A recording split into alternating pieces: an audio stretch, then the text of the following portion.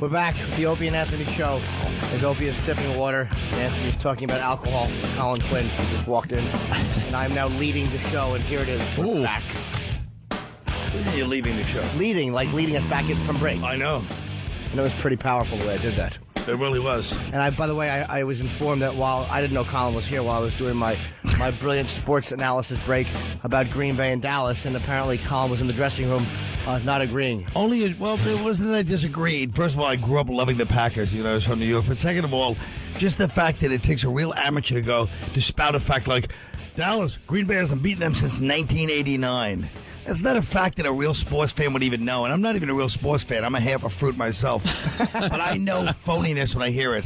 How would you know that unless somebody handed you a paper? No one handed it to me. Are you a big sports? Do you watch football every Sunday? I saw that. Shut your mouth. I used to watch it. And the Cowboys stink, and so do the Packers, and I'm a Packers fan. They're both 10-1. They're 20-2. Against garbage. The Jets stink. I know the Jets stink. You can pick a team that actually stinks. I like Eli Manning, and I'll tell you why. Because whether he throws 8 interceptions or 4 touchdowns, he has the same attitude after the game. It's so true. He's like, hey, dude, what are you going to do, right?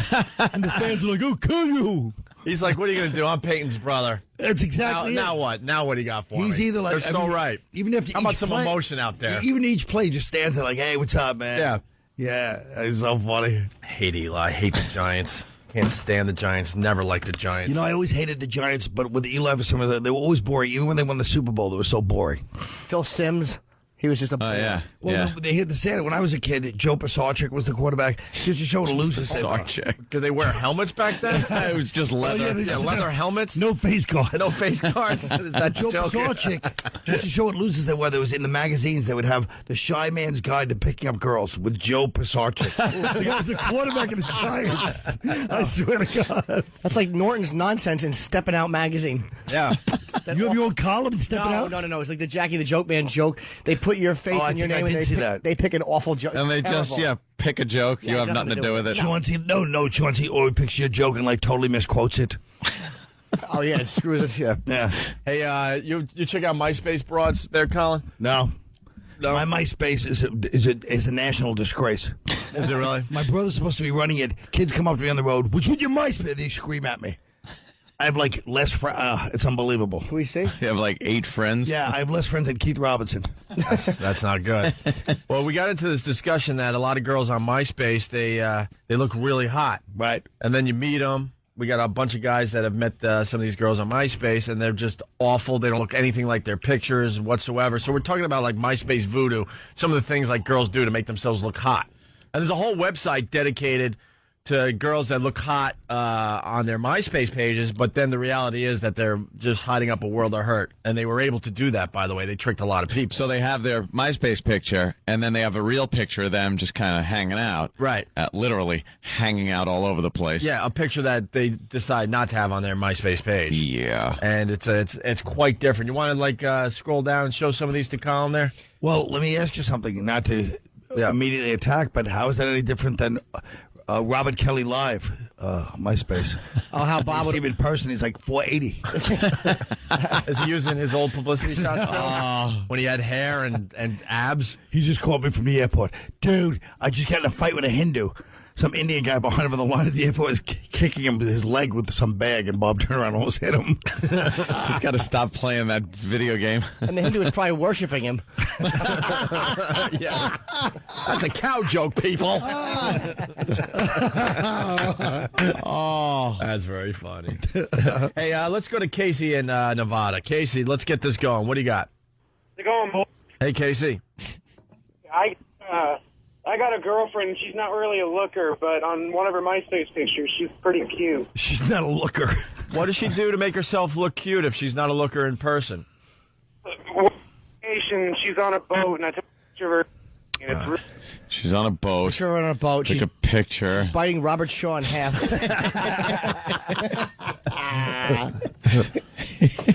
All right, well, your phone's crapping out. Maybe you can call us back. Let's go to Baltimore. Drink to your girl. Yeah. what's up, boy? Hey, Jason in Baltimore, what's up? Hey, what's up? I met a chick off MySpace. Should I not give her name out? Nah. Yeah, I'll give her name. No name. Never mind. All right. She was cute. Little bit, not dumpy, but, that sort of cute, chubby. Yeah. Okay. And she had stealth boobs, which, have you ever experienced this? No. No. It's where the bra makes the boob instead of the boob making the bra. Wait, the bra makes the boob instead of the boob making the bra. Gotcha. Exactly. So she's cute and everything, and we get a little amorous. And when she takes her clothes off, I swear to God, she looked like Patty. Well, Patty's a mess. Oh, Yeah. You got a little amorous? you can't talk that way on regular radio. I know, so that's a little. That might get dumped out of. Yeah, that's a little crazy. We don't want any FCC fines or anything. A little amorous. Colin's MySpace page is a national disgrace. Terrible. It is horrible. The first is the picture of him and Jerry Seinfeld. Where? That is up here in the hold on. I haven't seen the it. upper left-hand corner. Are you friends with Jerry? That's like his picture. I know you are. And by the way, It's embarrassing. this is what here's it says MySpace comedy Colin Quinn, and then it says stand up / as seen on TV. Yeah, what is... You're an awful product they're selling on WPIX. You're a Flowbee. Oh my God! Colin was made by Ron Popeil. And there's a picture of him and Jerry, which kind of annoys me because it's so much better than my picture with Jerry, which is me on the steps and him standing above me at the Comedy Cellar. Well, you know how I feel about all your celebrity pictures. They're fantastic. I'm praying a celebrity kills you Why? because I hate it. Why? I had fun. I told you a long time ago. We have a lot to discuss today about your attitude, and I'm going to start as soon as I feel the time is. By the way, and now with the rest, here's what Colin's page is. It's a picture of Colin on stage. His hair is kind of a mess. He's like got it's a typical Colin pose. He's kind of standing there just with the mic in front of him and his hands in his pockets, kind of laid back. But it's the same picture, one on top of the other. It's a tightly tiled background, which means instead of just having you on stage at Joint in Las Vegas, it's 800 pictures of him next to the same picture. It's tiled. Yeah. I don't think my brother put this up. I don't know what this is. I honestly... This is your MySpace profile. It is. It's MySpace. I got to do something. It is. This isn't a fan site. This was clean made up my by act. you or somebody very close to you. And by the way the dates are, there's no clips of Colin or that I can see. It's like you click on it, right? And I there's have no CDs. I'm a wreck. a bunch of dates. Like It's the end. Colin's at Gotham. What are you at Gotham tonight through Sunday in New York? Yeah. He's here in New York at Gotham Comedy Club. Ooh, he really is commanding the show. He throws in the plugs organically as he crashes Well, you. we'd like to. Well, no, it's not- Organically as he tries. He's it's a the pro. truth. All right. I mean, but it's just listed. Hey, Jim, I'll say the joke that you thought was funny from 12 to 14, and so did I. Hey, you're a real pro. Phylactic. Let's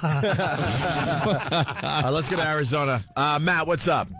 Good morning, boys. Good morning, Matt. Yeah, I dated a girl. She had those MySpace voodoo pictures. She was disgusting. She looked like a little 12-year-old Mexican boy when I met her. What was good about her picture then? What's the downside? Well, she had a cute face when she exactly. She had a little bit of hair on her chin too, which was really sexy. I once actually slept with a girl with a goatee years ago. Yeah. Well, what did she... Horrendous. But the point is, what did she do on her MySpace picture that attracted you, and how did she hide all this crap? She had a vagina. That's what attracted him. All right, thanks. Let's go to Let's go to Pete in Jersey. Fair She enough. had a vagina. Pete, Hey, what's going on, boys? what's up? Hey, listen to this one. Go to meet the chick on MySpace, and she puts a picture of herself from like 10 years earlier. And then you go to meet her at the bar, and she looks all of the 45 that she really is. Yeah, they do that all the time. It's an older God. photo. You have to look at other stuff in the picture. Like if you're getting out of a car that was in Freebie and the Bean. You should probably... Freebie and the Bean. Don't you joke like that. They'll remake that movie and ruin it, too. I can just imagine. Let's go to Mike in Pittsburgh. Mike.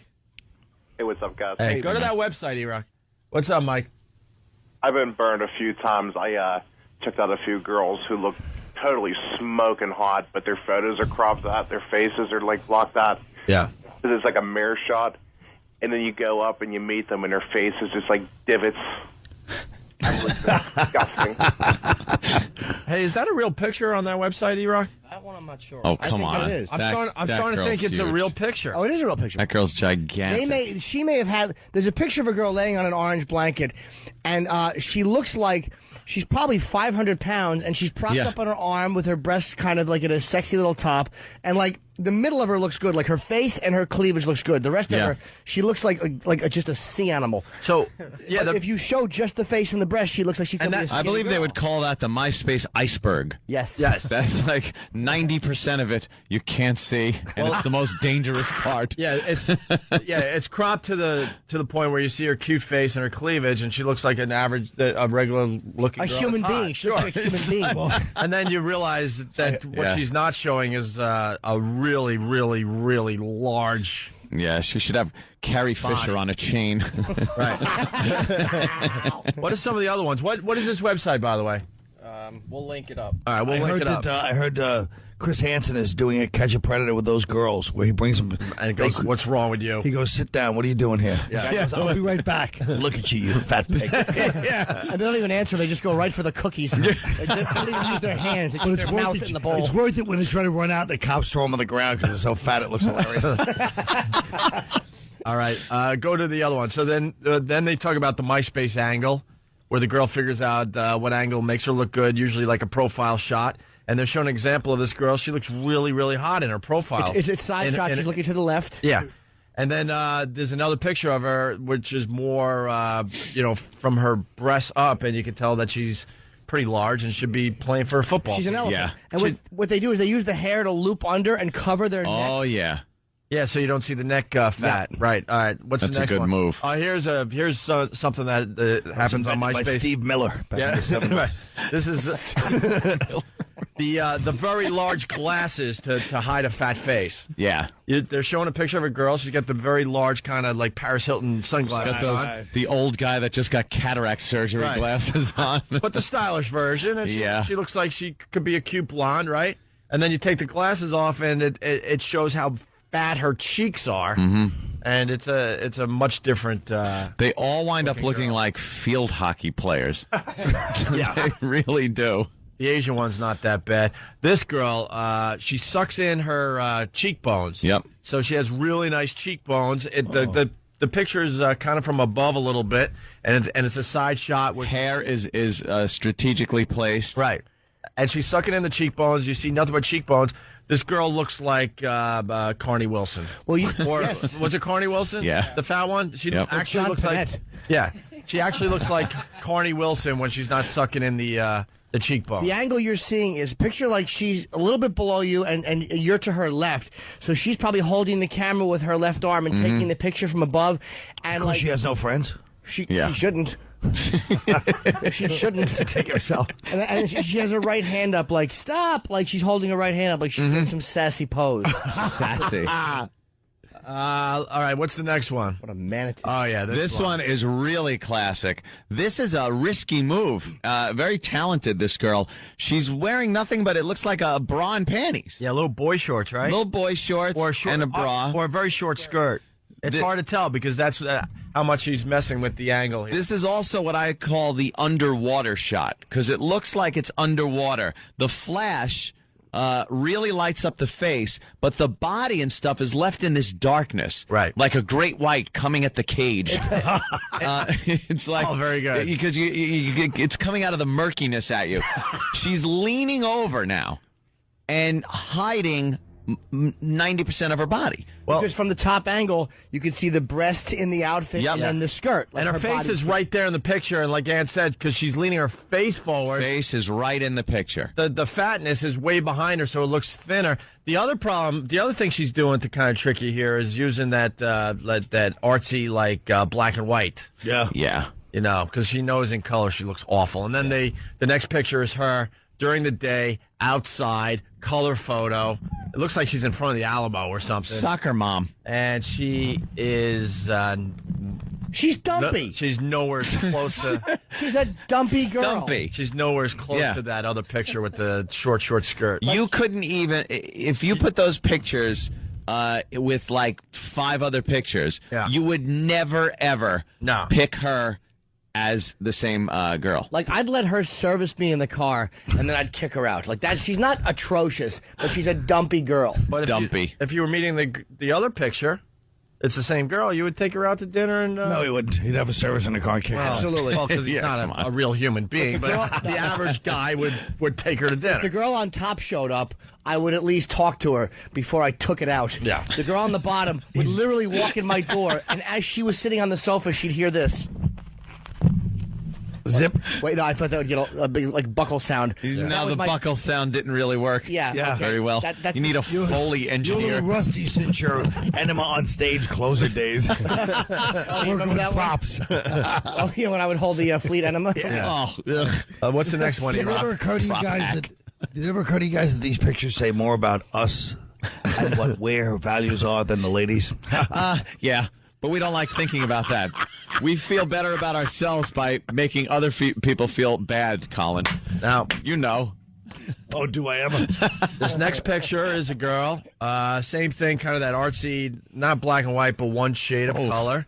You can tell she's kind of a chubby girl, but picture's way overexposed right. too. Her face, go for the Natalie Merchant vibe. Yeah, her face looks smooth, like there's not a blemish on it because, like Ann said, it's overexposed. One shade. The face isn't bad. And then the bottom, Rocky Dennis. Right, she's got Rocky Dennis. It says at the bottom, picture taken by local Erie fag hag. Friend, high school friend and fag hag. The other important thing to point out with the good picture of the two, she doesn't have her mouth open. She's smiling and covering her teeth. And we find out why. She has horrific teeth. Yeah, there's a problem there. She usually wears glasses and awful glasses, and she has all sorts of acne on her face. Well, I like the way it's like rosacea. Like Jim Garrison. Yeah. And he goes, he's like Jim Garrison in the Kennedy assassination. Yes, JFK. She doesn't open her mouth, and then in this picture we find out why she's got awful teeth. This country was founded. Remember, you're dying orthodontist. She has gigantic gums, and like if you look at her teeth and gums, there should always be more tooth, but it looks like a pink and white even separation. Like her gums are the same size as her teeth. Way too much gums. Disgusting. Yeah. Let's say hi to Tara. She's from New York. Tara, what's up? Hey, how you guys doing? Pretty good. Your girls do this all the time. Love you guys. Yeah, cool. Thanks, Tara. I have friends that are addicted to MySpace, right, and actually convinced me to get mine after years. And this one girl that I know is a large girl. She's a large person? Takes her picture. Great big fat person. Yeah, she big through the hips, roomy. Yeah. Look, we're all pretty big, and I'm a big girl, and I'm proud of it. But I'm honest about it. Listen to this show. Well, I'm honest about it. If you look at the page, you'll see all my pictures. All right, we get it. You're honest about your fatness. What are you trying to say about this subject? If you looked at hers, all her pictures are like you said, the iceberg pictures. Yeah. Where it's just the face and the chest. Yeah. And nothing from the boobs down. Because she's shaped like a pear. No, more like a pumpkin. More like a pumpkin. Just a big round fatty. It's like you ever see Barton Fink when John Goodby goes, okay, I have a weight problem. All right, Tara's now listening to herself. Could you go back to that website? Sure. I don't know why you need to go. Where are you going, E-Rock? Come on, man. Finding something else. Just pay attention. You could find something else. By the way, there's another girl on there, and she's got the angle up like where she's holding it like holding the camera above her head, looking straight up at it. Yes. Right. Yeah. That. Let me tell you what that does. Thins the face out. Her hair is placed by her cheekbones, so that thins the face out. She's got bangs that kind of go into her eyes, and the camera is on the ceiling. Right. It's like she's looking into a ceiling fan.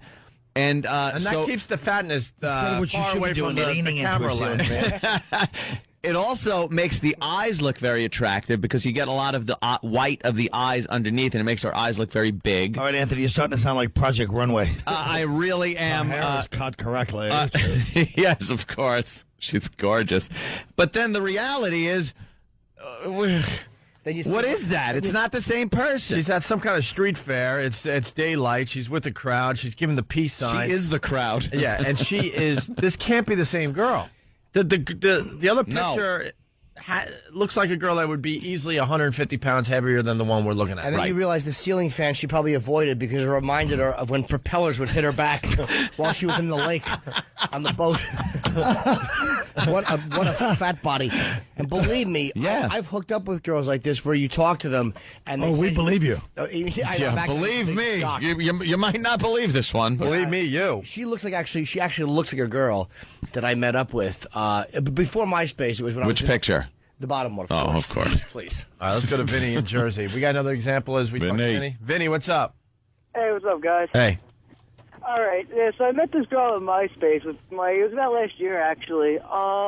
She looked cute in the pictures. You know, the lighting was all good. She had this nice, fine blonde hair, pretty face. So we agreed to meet. All right. So I meet up with this girl. She steps out of the car, and I thought I was in Mario World or something. I swear to God, this girl looked like Kirby. She was what? She looked like Kirby from the old Nintendo game. Nice reference. She was a fatty, huh? Yeah, man. Like the pictures look. She looked like Tyrant from Resident Evil. Yeah. All right, very good. Let's go to Princeton and say hi to Phil. Phil, what's up? Phil. Hey, how you guys doing? Hey. You missed a real biggie here. It's the women that go to the mall and get a glamour shot with a fuzzy filter on it. Yeah. Oh, those glamour shots. Yeah, fuzzy filters. There's another story. A totally contrived pose, and it's like, 80s hairdo and an outfit from I don't know where. 80s hairdo, the big puffy hair. We are jerks, though. Colin is right. Like, these are girls who just want to have a few MySpace friends and finally understand what it's like to kind of be cute and have guys flirt with you instead of avoiding you like the disgusting animal that you are. I understand, but they don't have to show up then. They can just keep it in. I agree. I understand maybe putting on a little makeup, Jimmy, and maybe turn the lights down a little bit for your photo. But yeah. Why don't you explain the next one? That is brutally deceiving. That's trickery right there. That girl should be arrested. She should be arrested. Where? The next one is amazing. Yeah. Explain right this there. one. Well, basically what monitor, I said. Colin, sorry. Basically what I said, she turned down the lighting to make it nice and soft. She definitely put a lot of eye makeup on around her eyes, to make them all dark around the edges there, right? And turn down the lighting to make it soft. A vampire would go, could we turn on some lights? Yeah. And that is pitch black. Excuse me. No, you know what the problem was? I forgot to set you up. How dark is it? People can be cruel. Okay, I have a weight problem. The bra couldn't be skimpier. So skimpy. The bra couldn't be skimpier, showing How skimpy was it? showing ample boobage. Very nice breasts, right? Yeah. Very nice. Nice black bra. Get to the Slauson cutoff. Get out of your car. Cut off your Slauson. Back into your car. Go to the I-5. Marty's talking about Syracuse. Sally Syracuse on there. And once again, the photos from above, she's kind of looking up at the camera, and you see the nice face with the eyes well done. Yeah. And very nice boobage and a very, very skimpy bra. That's all you see. You don't see her waistline or nothing else. Right, Jimmy? Yeah. And then what do we get? The next photo... And that's after training camp for Nebraska. The next photo is her still with the kind of the same look on her face, but it's a front shot where there's a censored across where her breast would be because obviously she was topless. Yeah. But then it shows her below all the way down to the thighs, and it looks like a human head has been placed on an elephant. Yeah. That's what it looks like. It is take a light bulb, turn it upside down, and put hair where the screw end is. Wow. That's what she looks like. Yes. Giant, big, fat person. But not as useful as a light bulb. She can't light a room. She darkens everywhere she goes by her blockage of the sun. Picture shallow Hal with dark hair. Yeah. She's that big. She is that big. And that She's picture... got the biggest panties I've ever seen in my life. The top picture is stunning. Yeah, absolutely. You'd want to meet the top picture, right? Yeah. Would it be one of those cases where the guy kills her, like when they find out it's a transvestite and then the guy kills her, Or let's do a movie like Boys Don't Cry about a fat, ugly girl. Or when the guy kills her, or the guy continues to see her anyway, just pretends he doesn't know. The guy, the guy. I have a friend who... and by the way, Bob Kelly's picture, here's what Bobby Kelly's picture is. If you look at Bob Kelly's picture, he's got like this sassy lip pursy thing, like he's blowing a kiss. And he looks like the Professional. Yeah. He looks like the guy from The Professional. Dude. Wow, those are old Bob Kelly pictures. They're deceitful. Like there's a picture of Bob with his middle fingers up, like, damn, like he's a real rebel. Hey, F you, dude. MySpace rebel. F you. He's trying too hard to be cute. But it's because Bob used to be such a handsome stud, let's be honest. Yes. But now, he doesn't realize. Yeah. All right. It's horrendous. Let's go to Kyle in Michigan. Kyle. Hey, good morning, boys. Good morning. One thing these big fat messes do is they'll take pictures of themselves peeking from behind a tree. Linger longer. Oh, wow. All right, that goes back. I did work at a radio station, and we all had to take publicity photos, and there was a girl that had a real hot voice, but she wasn't much of a looker. So they decided to put, like, Tom Cruise sunglasses on her and have her peeking from behind a tree. What is to continue the clever ruse? You saw none of that girl. What do you mean? None of it. Like, it was a tree, the side of her hair, and glasses. I don't want to blow up her spot. She's No. really nice, but she had such a hot voice. The radio station understood a lot of guys were listening to her at night because they're picturing a really hot girl because her voice was so hot. Mm-hmm. But then, this web thing became huge, and everyone needed their pictures online. And like, ooh, what are we going to do? So it's Tom Cruise glasses and a tree for her. So there's another website? What's this one, E-Rock? What is that one? This one's called The Truth About MySpace. It shows you all the different poses and Is it techniques. thetruthAboutMySpace.com? Well, what is this one? Drunkreport.com. Better be. And then you can find it /MySpace. The Truth About MySpace. Yeah, the one we didn't talk about, the blurry picture. Go to that second one, E-Rock. Can we see the second one, the Asian girl? The Asian girl, the self-portrait is used a lot. Why would it be at The Truth About MySpace?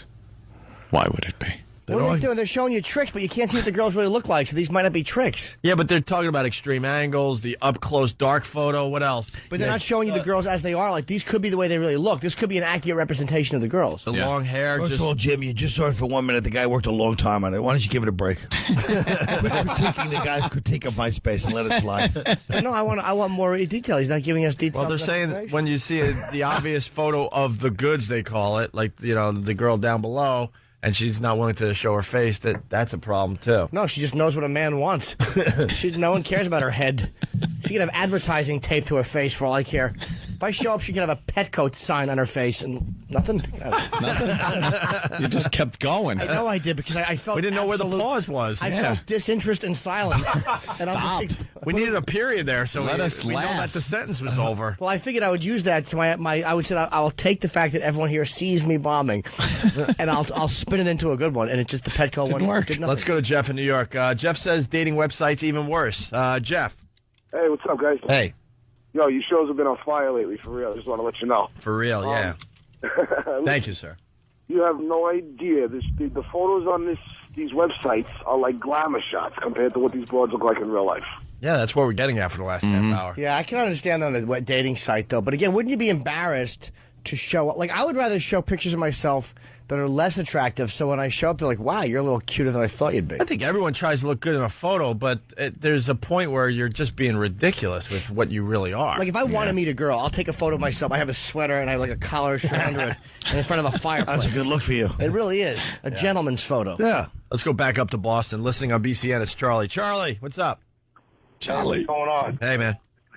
Hey, what about a nice, accurate picture of a hot chick, and then when you finally meet her, you see that the arm crutches that she wears were never in any of the photos. What, like the arm braces? Did that happen to you? Yeah. So you Yes, it did. so you met her and she comes popping out of a car and then starts walking over with her crutches? Oh, she was already sitting down in the bar, dude. Oh, wow. Very nice. Let's go to Elena, I think, in Boston. Elena. Hi, how are you? Hey, Elena. I just want to say how horrible I think MySpace is. My husband was put in jail over somebody copying his MySpace page, and no one did a thing about it. Wait. All right. Wait a minute. This right, this sounds interesting. Yeah, we're going to pick this story apart. Hold on, Larry Craig, family member, believable excuse. What? Yeah, what are the details of this? Details. Okay. Somebody copied his MySpace page, copied just his picture, made that fake page private, and what they did was they sent his ex-girlfriend a threatening message.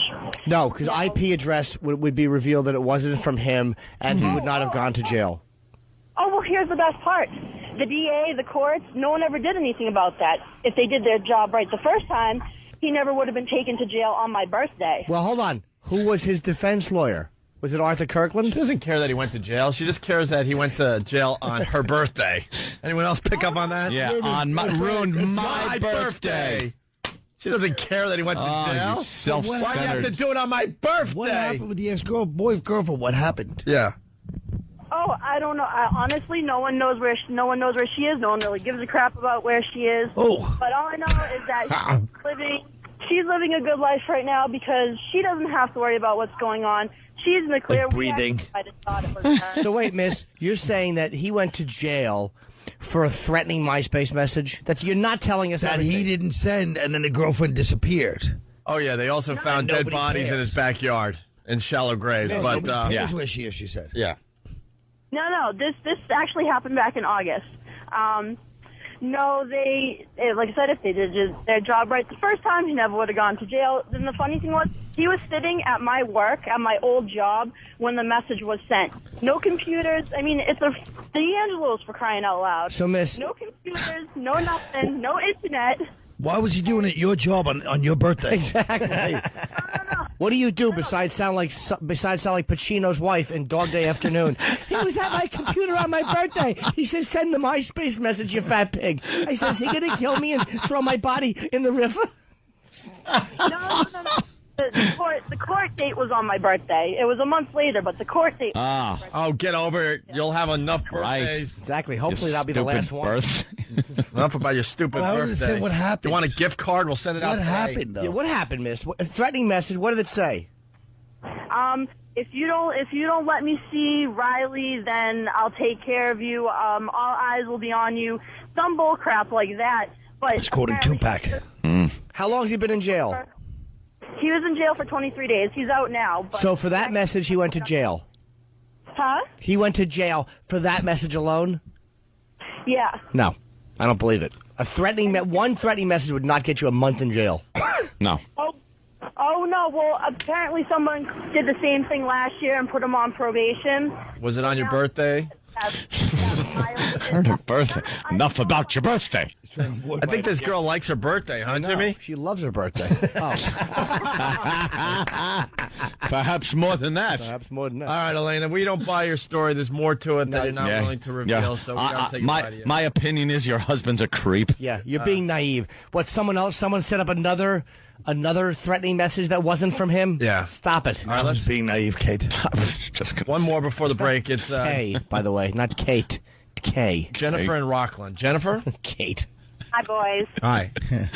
I never did the MySpace page thing until recently, and of course, this weekend I happened to leave Jimmy a comment. And I'm freaking out, thinking y'all talking about me. No, I actually. Well, let's see your picture. We'll tell you what's going on. Go to my page. E-Rock's going to my page. Did Jim respond to the comment? No, Jim did not respond to the comment. He's got thousands of people leaving comments. He got a comment. Of course, there's a million people. Well, when did you leave the comment? I'm just thumbing through a few of these myself, trying to. What?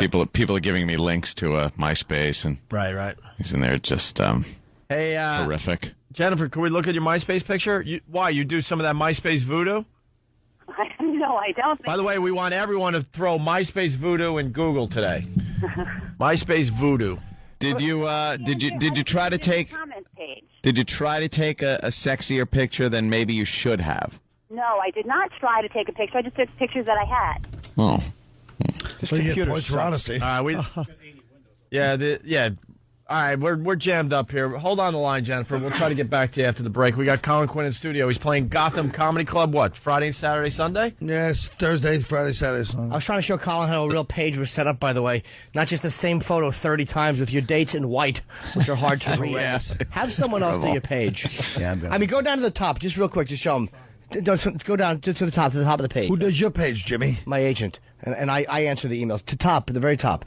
First of all, nobody asked you part two of that. You don't answer all your emails, you liar. I do. Let me explain. Shut up. Let me explain why Jimmy. Let me explain why Jimmy wanted us to go to the top of his MySpace page, because there's a huge banner that says Jim Norton in concert, New Year's Eve, Northport Theater, Westbury.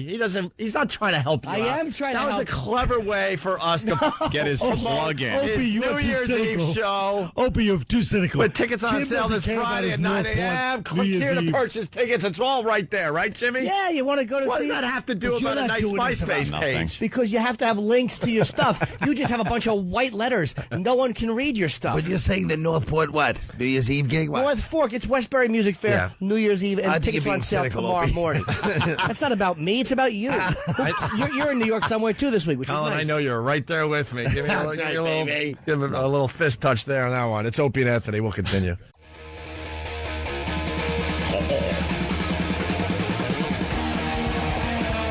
You're checking out the Opie and Anthony Show. Colin Quinn in studio playing Gotham Comedy Club here in New York City. Thursday, Friday, Saturday, and Sunday. There you go. There you go. What are you talking about with this? Wilford Brimley. Yeah. I was just on YouTube, and there are so many Wilford Brimley little goofs that people have put together about his diabetes commercial. You ever see that one where he talks about getting your diabetes supplies from Liberty? I get them delivered to my house. I got diabetes. And everyone I know, and every time I see it, I go, why isn't he saying diabetes? What is diabetes? Oh, that's my catchphrase. And then someone's like, I want to be the beatus man. The beatus man. Wilford Brimley, like he was an actor in everything. You know his face if you see it. He's that big mustache guy, the big white mustache. He's been in so many movies, and now all you see him is talking about, I have diabetes, and I get my supplies through Liberty. If you got diabetes, and you sit there and go, why is he saying it like that? But why did this take off? Because he's an ass. Was it Family Guy or one of those? Usually that's what happens. I don't know, but like now Family Guy or South Park will make some obscure, joke about somebody from the past, and next thing you know, it's a YouTube sensation. There's like remixes that people have done and parodies that they've done about him. Oh, is that from Family Guy? Why don't we get some of the Brimley stuff for tomorrow's radio show? Get some Family Guy stuff. Because now that I see you searched it on YouTube, there's hundreds of them. It's just one of those things that you think you're the only one that's thinking it when you see it, and then you realize, okay, everyone thinks this guy's an ass and is saying, why is he saying diabetes? We'll have a lot more tomorrow, but we got a little taste for you today. Diabetes, diabetes, diabetes, diabetes, diabetes, diabetes, diabetes, diabetes, diabetes, diabetes testing supplies. Diabetes. Come and rock me, diabetes. But dude, doing a song like that, how do they not think he was going to get goofed on? See, Jimmy, I don't think you understand. Diabetes. Yeah, it's just one of those commercials that pop on and you're like, what's he doing? It's all over YouTube. Big Everyone's fat making their Wilford remix. Brimley. All right, well, he was scary in The Firm. God, could they have gotten a bad guy? He was just a nerd, the Quaker Oats guy chasing somebody with a gun. It was idiotic.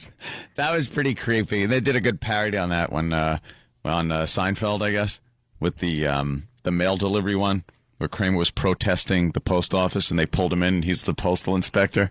That was a very funny one. Well, regardless if you know it or not in the room, I'm sure there are plenty of people listening going, I saw that, and I found it very funny. Hello, Newman. Right?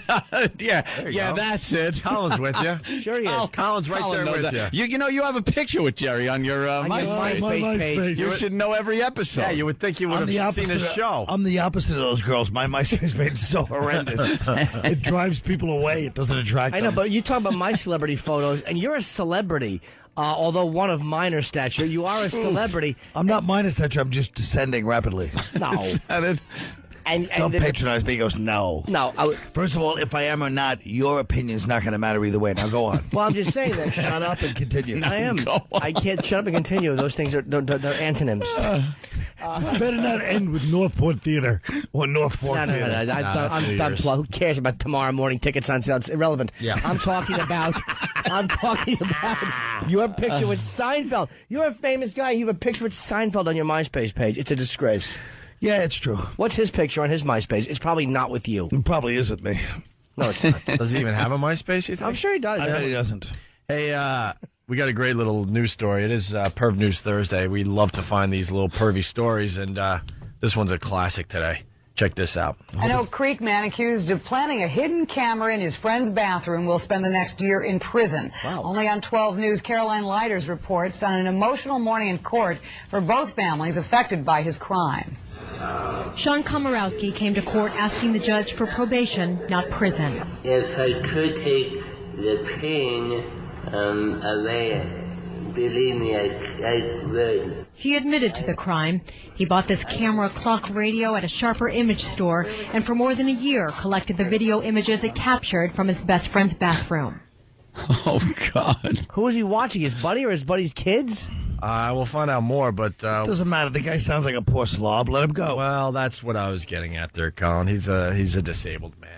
Yes, can't even a little Disabled pleasure. man plants camera in best friend's bathroom. Now, why the bathroom? Because he likes that activity, or is that the only place his little crippled body can get it to? He was trying to get it onto the mantle, but when it you're was too short. disabled, your whole life revolves around the bathroom, so it's associated with a lot of things. Oh, very good, Colin. Look, I'm telling. It's true.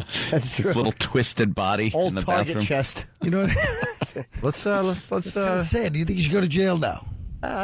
part of me feels a little bad for the guy. Me too. Really? Disabled guy probably didn't get any action his entire life. Just wants a little thrill. Just wants a little peek. On To Catch a Predator, they had this young guy, and the guy goes, "You knew she was 13?" He goes, "Yeah. I'm sorry. I'm not going to lie to you. It's one of my fantasies." Chris Hansen's like, "What?" Yeah. I don't know what this guy was... Okay, you're free to go. I want to make it perfectly clear. I don't know what this guy was peeking at. Yeah, what the hell's he looking I'm hoping at? it's hot, college co-eds, but... I thought it was his buddy. It's his buddy's house, so I don't know what's going in his buddy's house there. Is it Maybe his kids buddy or- was a real swinger. Wait, had the buddy, maybe. Had the buddy not know, and he goes, "Here, put this clock in your bathroom. Could you turn it to the left a little? Why? Just so you can see it better." It looks like that stupid clock in Scarface where the 12 is missing. Black hole. Bunch of savvy drug dealers don't notice there's no 12 on the clock. And he wants him to put it on the tub ledge, so it's at level of the guy's ass. Like, how stupid are these people? Could you put it on the ceiling and aim it down to between your legs on the toilet? Hang this clock from the ceiling. Komorowski's parents begged the judge for leniency, saying since childhood, Sean's been teased and tormented because of his physical disabilities. His mom told the court the same disabilities that made him a target in school would make him a target in prison. The world is a Wait. What's the disability that makes him a target? His ass starts at the back of his neck and it ends at his ankles. He has a giant ass. That would make him a target. That kid's all ass. And it's a birthmark, and it looks like a tattoo, and it says "I dare you to" right over the ass. What's his disability? The world is a cruel place. Mm-hmm. I don't want to imagine what it would be like for him being behind prison walls. But his victim said prison is where he belongs, that this camera violated their privacy and took away any sense of security they had. In the end, Judge Joseph Donald agreed. This court finds that the probation recommendation would unduly depreciate the serious nature of this offense. He sentenced Komorowski to a year in prison, his family devastated, saying he needs help. His victims, who didn't want to be on camera, were relieved. But they don't want to explain who the victims were. And what was his disability? I don't know. And show the video from the clock then if they don't want to show up. They said his disabilities. It was Komorowski's Polish.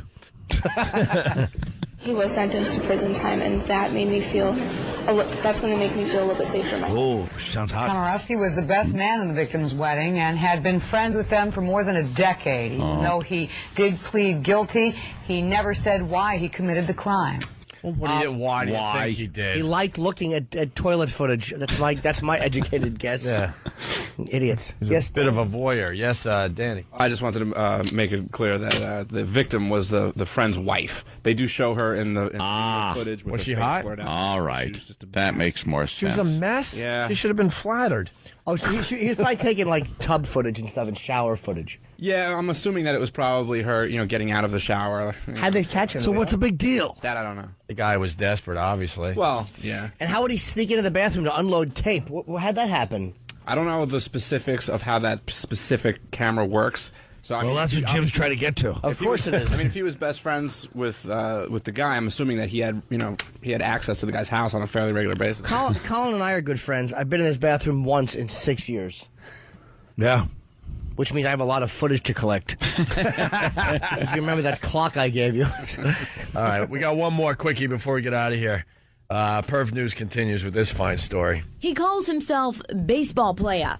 Some holiday shoppers, though, are using a few different terms to describe him, or at least his actions. That's disgusting. Disgusting. That's disgusting. Oh, there's your... I love it when the local neighbors, resident. those who contribute nothing to the story. Yes. What are they going to say? That's yeah. fantastic. What's he do, this guy? Well, we're going to find out, but obviously it's something horrific. So wait, we're hearing the opinions of neighbors and other people before we hear the crime. Well, I think it's opinions of shoppers.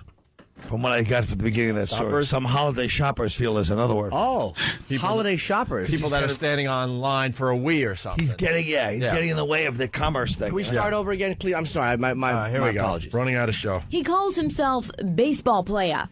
Some holiday shoppers, though, are using a few different terms to describe him, or at least his actions. That's disgusting. Disgusting. That's disgusting. There's obviously something wrong with him. According to the website consumerist.com, which is a consumerism blog, this man is a, quote, bad consumer. Why?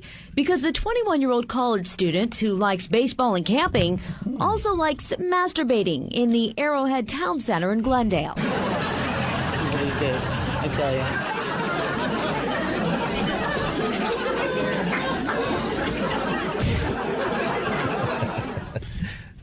Well, this guy goes to these stores and does his thing on camera. On camera. Where? In the dressing rooms? Huh? Yeah, just in the aisles. Yeah. How fun would that be? That's his gig, man. Let's learn more. The mop guy must be busy in that place. This man has posted more than 30 videos of himself masturbating in many stores. Stores like Dillard's, Walmart, and Barnes & Noble. But so far, neither police nor Arrowhead Mall has received one complaint. Now, though, after 3TV contacted them this morning, they've launched an investigation. We are aware of the website, and we're working closely with Glendale Police Department to check its validity.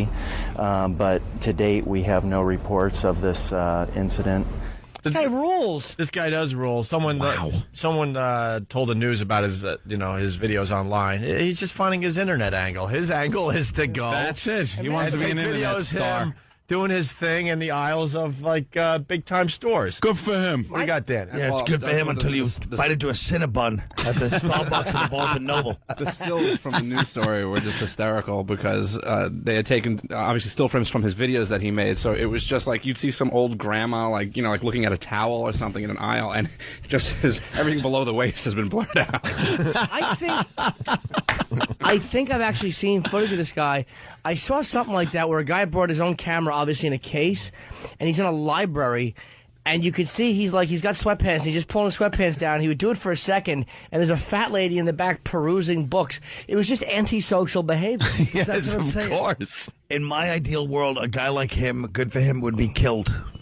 Really? Why? Yes. These rules. You don't like him, Colin? No, Come on. I don't. Let's I'd kill him. Let's And find by the way, the Just whole finding his niche in showbiz. Can I say one thing? While we were doing this, when it's surreal, the whole time we're talking about this, in the background, I'm watching Montel Williams play Guitar Hero 3. Yeah, that was a little odd. Huh. This world is finished. This is the last of the story because we got to get out of here. Police say since this morning, they believe the man has pulled all 30 of his videos off the internet. Pulled the videos. Right now, they're trying to identify him and want to figure out if there are any victims of indecent exposure. Meanwhile, holiday shoppers say if they should run into the man who calls himself baseball player, they'll run faster than a real baseball great stealing home. They always have a funny little, way to wrap it up. That's so funny. Why couldn't she have said something funny to tie it for baseball? Like, they'll run faster than Thurman Munson from Flaming Wreckage. If you're going to go with a baseball reference, they'll run faster than Billy Martin's forehead from a windshield in the snow. Because it's California, they're not going to do those references. Oh, you're probably right. Not Yankee references. So that was a non-story. He was getting away with this. No one noticed. So we're going to continue on XM. You coming over, Col? Oh, yeah. Good boy. There you go. Colin's at the Gotham Comedy Club here in New York on 23rd Street tonight through Sunday night. What? Okay, 23rd Street tonight through Sunday night. I guess, I don't know what their website is, but the Gotham Comedy Club. is pretty easy. Oh, tomorrow we got Jason Statham and Guy Ritchie are in studio promoting their new film, which I can't see because the publishers won't give 3 copies. Thank you, stupid. Shut up, you crummy idiot. I want to see the movie. You stink at the host. Get off. Opie, do it. I'm very good. You're terrible. Tomorrow morning, my New Year's Eve tickets go on sale for the whatever. Get him off. He's crummy. I'm not crummy. Watch your language. Why don't we give some love to Syracuse today? Stay tuned for Alexis Scorch on 95X. Scorch, the kingdom of nakedness, is at another station. I don't even know where he works these days. Who knows? It's all about Alexis on 95X next. Oh, that was I'm sorry. I was watching just a bit of Roots. All right, we're out of here. See you guys tomorrow. I got no place to go.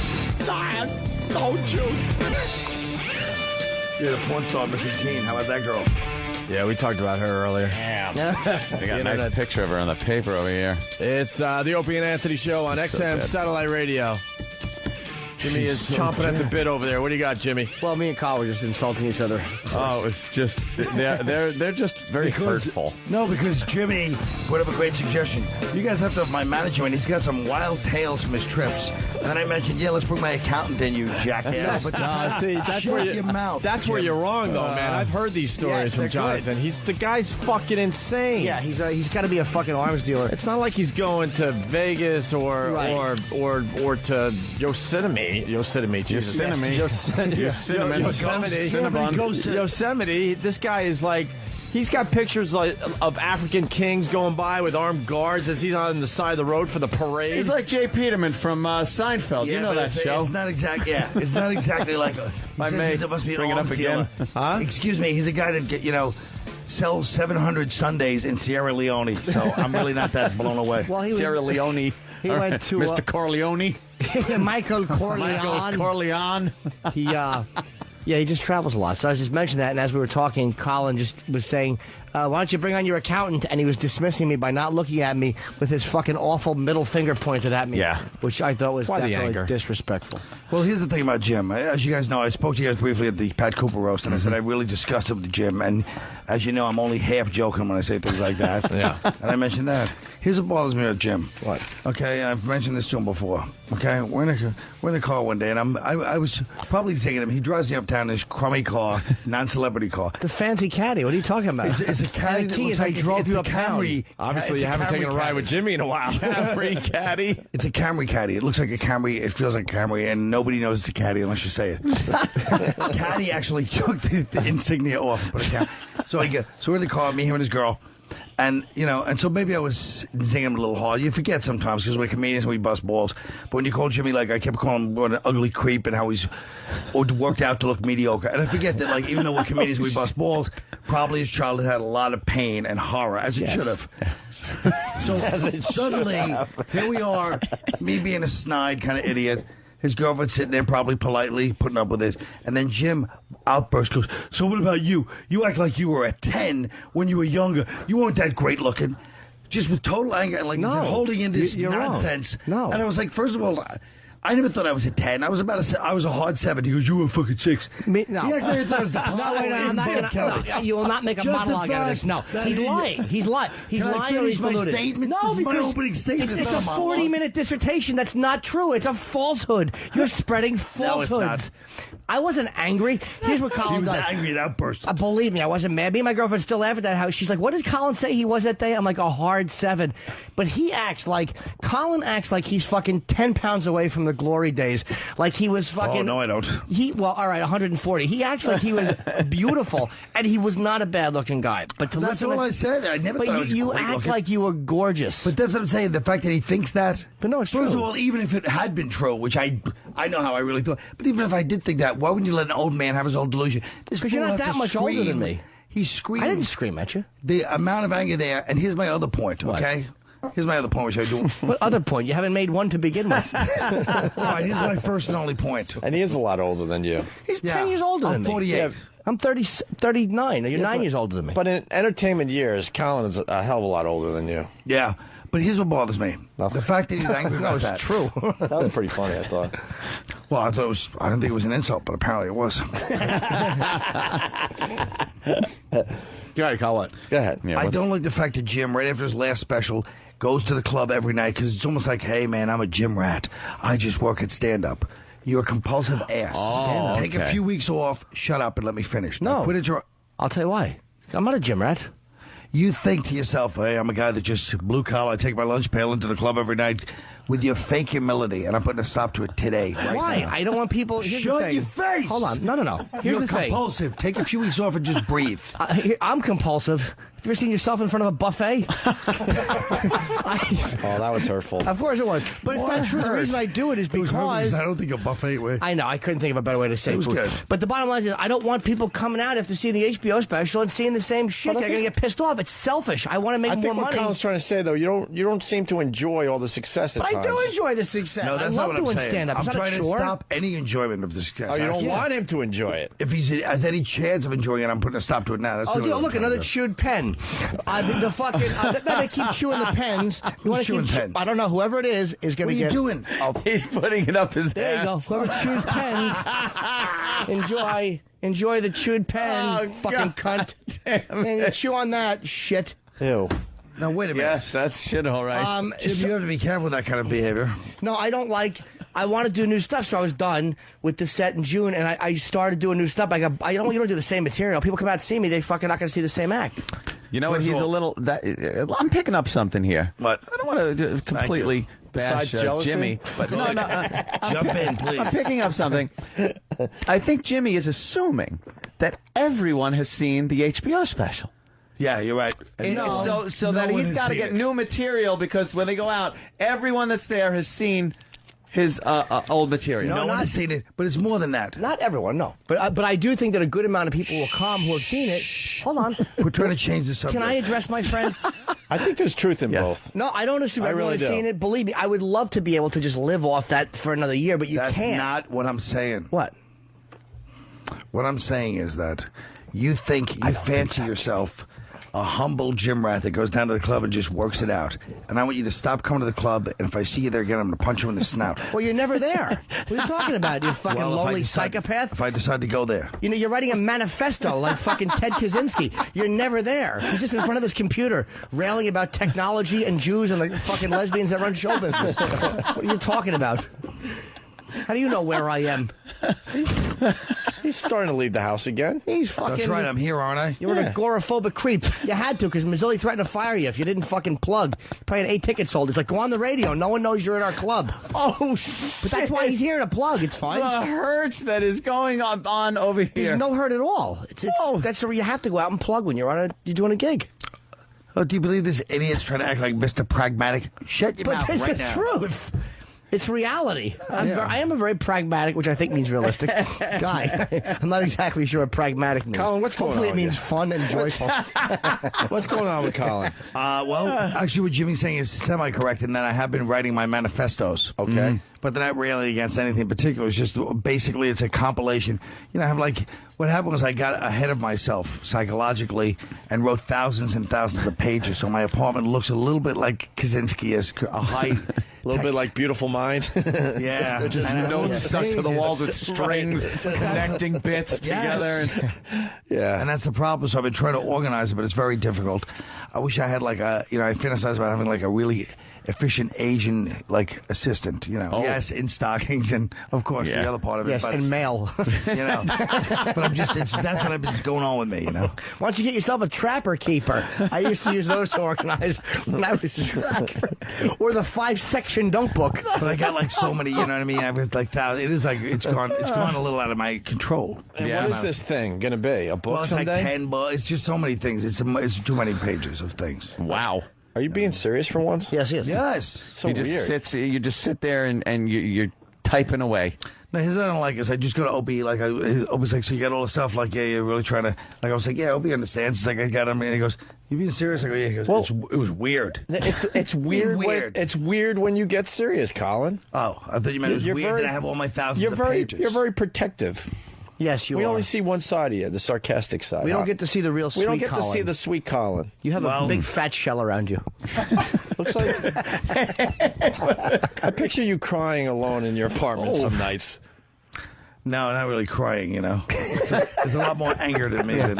Chewing the inside of his mouth like a coke addict.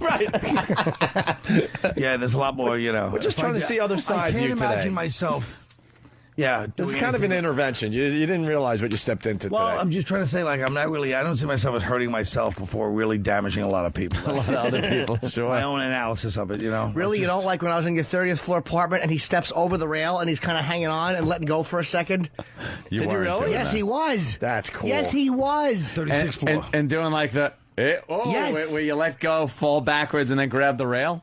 All right, Colin, Well, that's I've a always been problem. like that. That's a bit of a I problem. used to do that That's on cool. Tough Crowd. I'd lean out the window and hang on. From what? The fucking on the set? 17th floor. No, the office on the 17th floor. Why would you do that? Wait. Could you slow down a minute? That's crazy. Whose apartment was this? His. My So you have an apartment. outdoor space? It's a balcony. balcony, and he was on the outside of the railing? Yes, he stepped outside the railing and he's like letting go for it, not going back that far. That's because the arm is still, hilarious. is just a What were you little hoping for? A really good reaction from your friends? Well, you know what I was hoping for? Butterfingers. He was hoping a straight pigeon would come by and jar me and snip at his eye. You were hoping for an ounce of care from Jim Norton. The That's last how thing he you gets- see is a smiling Jim Norton looking over the railing. That's how Colin gets love. He can't just say, I need some love. He has to hang on to a rail, so we'll all go, no, don't. Like, he wants the value of having everyone appreciate the somehow fact he's that turning my great beginning analysis. What was your beginning analysis? About you. Well, and suddenly it's turn around about me. So what? That's the way life is. Turnabout is fair play, I always say. And why would you? And you would hang out. That's some tough talk. You would hang out the window. Yeah, but that was easy. I don't remember That's that. such a small part of the manifesto. I can't even believe we're discussing it. That's nothing to me. But you could have. You do understand. You could have fallen to your death. Yes, but anything can happen. What? But that didn't bother you, or? How far did he lean back before he grabbed hold again? Doesn't matter. not Just far. He was stepping. But that doesn't matter. Just the act of doing it. Dude, I would be freaked out there's- stepping on the other side of the rail, holding on tight. But some people are also very scared of heights. Like Bobby Kelly's been over my house a couple times, and he goes on the balcony. Don't push me. You know, it's like No, he's afraid the balcony is going to fucking just crack under his weight, as he should be. You better up back in a steamroller onto your fucking balcony and letting Bob step onto it. Yeah, he's scared that he's going to go right through that railing with a slight push. He's scared, and the balcony is also scared. They look at each other with a mutual understanding. Just look over me from inside. I'll do what I can for you, kid, but Bob stepping on that balcony, it'd be like an elephant stepping onto a piece of tracing paper. Sure. Poor Bob. Not Fuck here to poor defend, Bob. Right not in his here to fat defend mouth. himself. Fuck poor Bob with a black cock right in his mouth. That's what I say to Bob. Fucking juicy lips. Fucking grab his head and fuck his throat. Hey, you got Colin laughing. Where's he crying? Who knows? Are you crying, laughing? What do you got over there, Colin? an elephant in tracing paper. Yeah, Okay, it's I very got you. good. I don't think it'll hold. Tracing paper. So you're going to be a Gotham, Colin. Yeah.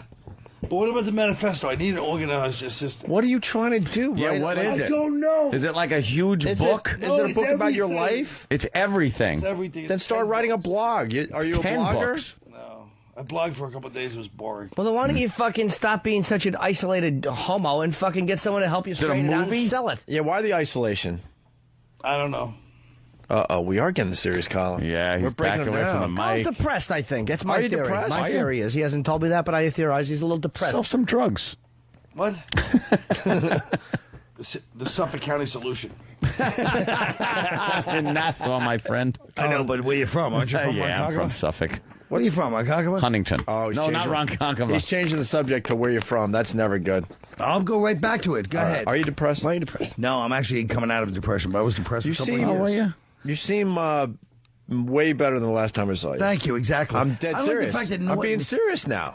I'm agreeing with you. You I had said, like thank a you. you had like a distant Jesus Christ. You had a distant look in your eyes for a while there. You Yes. don't. I don't see that today. Yeah, 1,000-yard that's right. stare. Yeah. I was very Absolutely. I don't see that today. Were you? Right. Yeah. Did you name your About it. fucking computer Charlene? About anything? Full Metal Jacket. Yeah. Anything in particular, or just one of those chemical imbalance depressions? No, I think I was just depressed in general. A lot of Yeah. stuff. You know, I don't know. I don't think it was chemical. You but- find yourself sleeping late? No, Not no, getting out not of like bed? that. I always sleep No? late. You know. How did you My get whole out of the life. depression? Just kind of just facing it. You know, I mean, I've been going to therapy for many years anyway, but Yeah. Working out and stuff? no, obviously not. How could you was ask that? working out. Why don't you ask him if he's fucking painted his face black? Jesus, open. He's obviously not. No, I'll say disrespect. something else. Jesus. I'm going to say something else. It looks like he did lose a few pounds. That's why I asked that. Thanks, Hope. Did you? What do you think of that? I'm not going to badmouth. I said, just that 3 years of working out and no definition whatsoever. But I understand. Shut up. By the way, I said no cut your definition. heavy bag open. No I said a few. definition. I said a few, not a lot. By the way. Yeah. You want to feel the guns? I can look right here, and I'm telling you. I agree, actually. I have been kind of swinging in the wind there, fucking working out, hoping for a little definition, but I can't stop eating. It's your very eating difficult. habits. I know it is. Yeah. It's not the food. No. So, so what? You just started living your life again? Like, no, I still haven't started living my life, but I've been depressed. But I've just been working on certain things. But it's a lot of stuff. I mean, I hate to even talk about it because it really is about the manifesto. I hate to say it, but it really is. Yeah. And so that's been a big part of it. Is in the manifesto? Is it your life? Is it some fiction? Is it like what's I don't know. It's in a bunch of different things, but it's just Different things. disorganized. Like you would just wake up in the middle of the night and go, "Hey, let me type away here," and some ideas would just spill out of you. Yeah, and also my divorce was a big thing, but I didn't realize it at the time. I forced it to happen, but you know what I mean? Do you back up your fucking stuff on computers, stupid, or no? Oh boy, what's wrong with him? Because I had this vision. This guy's opening up here. I'll tell you why. The backup process. I had this because I had this vision of him writing for years, and he's such a losing it in one power surge. So I'm like, yeah, do you back it up? Of course, I have everything. Don't say of course, Back that shit up. you're savvy. So you never got over the divorce? No, but I think that affected me greatly. Oh, why? I'm over it because it had to. Stupid wives. Because Colin was in love. Oh, was that it? Sorry. He wasn't in a miserable marriage. But if I was in misery. Marriage. Yeah. He wasn't married for a long time. It was a short one. It was a short one. Man. I was living with it for a while. Do you see, like, that, was it your fault, do you think? I don't think you could find anybody in the world that could say it was anything but my fault. Really? Yeah. That's bad. I literally left her no choice. It's 100%. No choice. If there's 100% of anything in the world. Do you want to share? Get it off your chest? Wow. Or no? I just literally left it like she had no choice but to leave. Like, what type of things were you doing that a woman would not enjoy or want to be around? Well, here's the ultimate thing. What I really did in the long run to chase her away was cheated on her and then told her, I'm not saying I'm going to not cheat again. All right. Who do you think you are, Gene Simmons? That's pretty much 100%. You know, I was waiting for the explanation of 100%. He just nailed it. Yeah. There's not a better definition of 100% than that right You really there. are forcing the person to be pushing him right out of there. Yeah, if you would have, like, begged and said, oh, I'm sorry, I absolutely wouldn't do this again, then you could say, all right, at least you tried. There might be a glimmer of hope. But when you say... You might go to therapy and figure this out together. Exactly. But when you say... or if it's like 1973, it's me and Kevin Kline in the ice storm, standing there in our jackets. Honey, it's a swinging world. But yeah, I just left her no choice, Wow. And that bothers you? Well, it bothers me because, it does bother me a little bit. Then why'd you cheat? Well, at the time, it didn't bother me. Oh, okay. And then you realized that you really blew it, and this was it. It's also I have to say, my work, the things I've been working on are just the fact that I've written certain amounts of shows and certain amounts of movies that don't get done, that are really like what should be done, and I just feel like they're going to end up doing crummy versions of it eventually. It really makes me so angry about show business. I can't even talk about. I can't jokingly talk about the level of fury that I feel about it. And I know that relative to a 6-year-old like a Sudanese child, my problems mean nothing. To me, they're actually more important. That's where we differ. But compared to the people that I know do certain things or get certain success, I can't help it. I know it's the cliche of bitterness, but I know that my work, it all should be done. I prove it every time I do get some things. And I just want to burn down about 8 networks and kill about 5,000 people. Same crap happens to us in this radio business, man. It's amazing that how hard they make this. How hard they make this. Opie, we have a show. Yeah, Opie, see, the one difference is you guys have a show. See, well, without getting into detail, trust me, we can relate. Can I Let's say, just put it that way. And I think what Colin needs, my opinion, because Colin told me other management problems he had, is I think you need a fucking good manager. That's what I think. Because the stuff is really fucking Colin's good. very funny, very smart, clever guy, and the idea that for years. You're throwing your stuff out there, and these fucking like pieces of shit get on TV, get TV shows, huge tours, whatever the fuck it is. It's like there's no justice in the business, but it's not like there was supposed to be, though. But I know examples of some great stuff, though. Who's Your Caddy? The Caveman series is terrific. Exactly. But I don't think that Jim's answer is correct. I'm not going to. My answer is not getting Commander McBragg with him. No, I'll tell you why I said that. Shut up and let the laugh finish. You're right. McBragg. That's a big laugh. It was There we are, me, Robin, and Billy, and Jack Rollins. My goodness, what did you do, McBragg? Well, I pulled out a toothpick. You know, I was doing the making of License to Wed, so of course we shot in Mozambique, as you know, because it's the finest hunting in the land. Now, one time, Colin. Shut up and let it happen. I stopped. One time, Carl, License to Wed? What are you trying to defend your company? Shut the fuck up. Let us laugh at the shit they put out. I don't even know what you're talking about. I swear to God, I don't know who Commander McBragg is. I swear to God. Really? I don't know. I believe. Yeah, I don't. Yeah. But I was saying, me and Colin talked one time, and he was talking about his manager at the time being annoying because he's like, he's supposed to be the manager. But you know, yeah. I asked him, he's got more sense. Whoa, you mean if I don't get my script sold, I lose $15,000? That's right. Oh! So I fucking coffee. In a minute, bring me the coffee. But he was complaining about his fucking manager, and he's trying to get his manager to push harder for his scripts, and you need somebody that fucking said this is a great script and is a fucking animal and fucking makes the calls and pushes through. Not somebody that's fucking wishy-washy with it. To me, that's important. Wishy-washy. You don't want it's you got true. a wishy-washer? Yeah. It's the I truth. don't have any manager or any agent right now. Well, exactly. For 2 years. That's silly. Now, No, Colin, it's not. No, guys. let me tell you something, please. I would read a Colin Quinn book. So you got to find your angle. Well, I mean, but I don't know. I don't know what. Do you write on pop culture? Do you write about your life? Do you write about? I write about everything. Stand up. Yeah, but you got to find like some kind of angle. He talks about it. Here's what Colin's book should be. It should be you. Here should be the photo.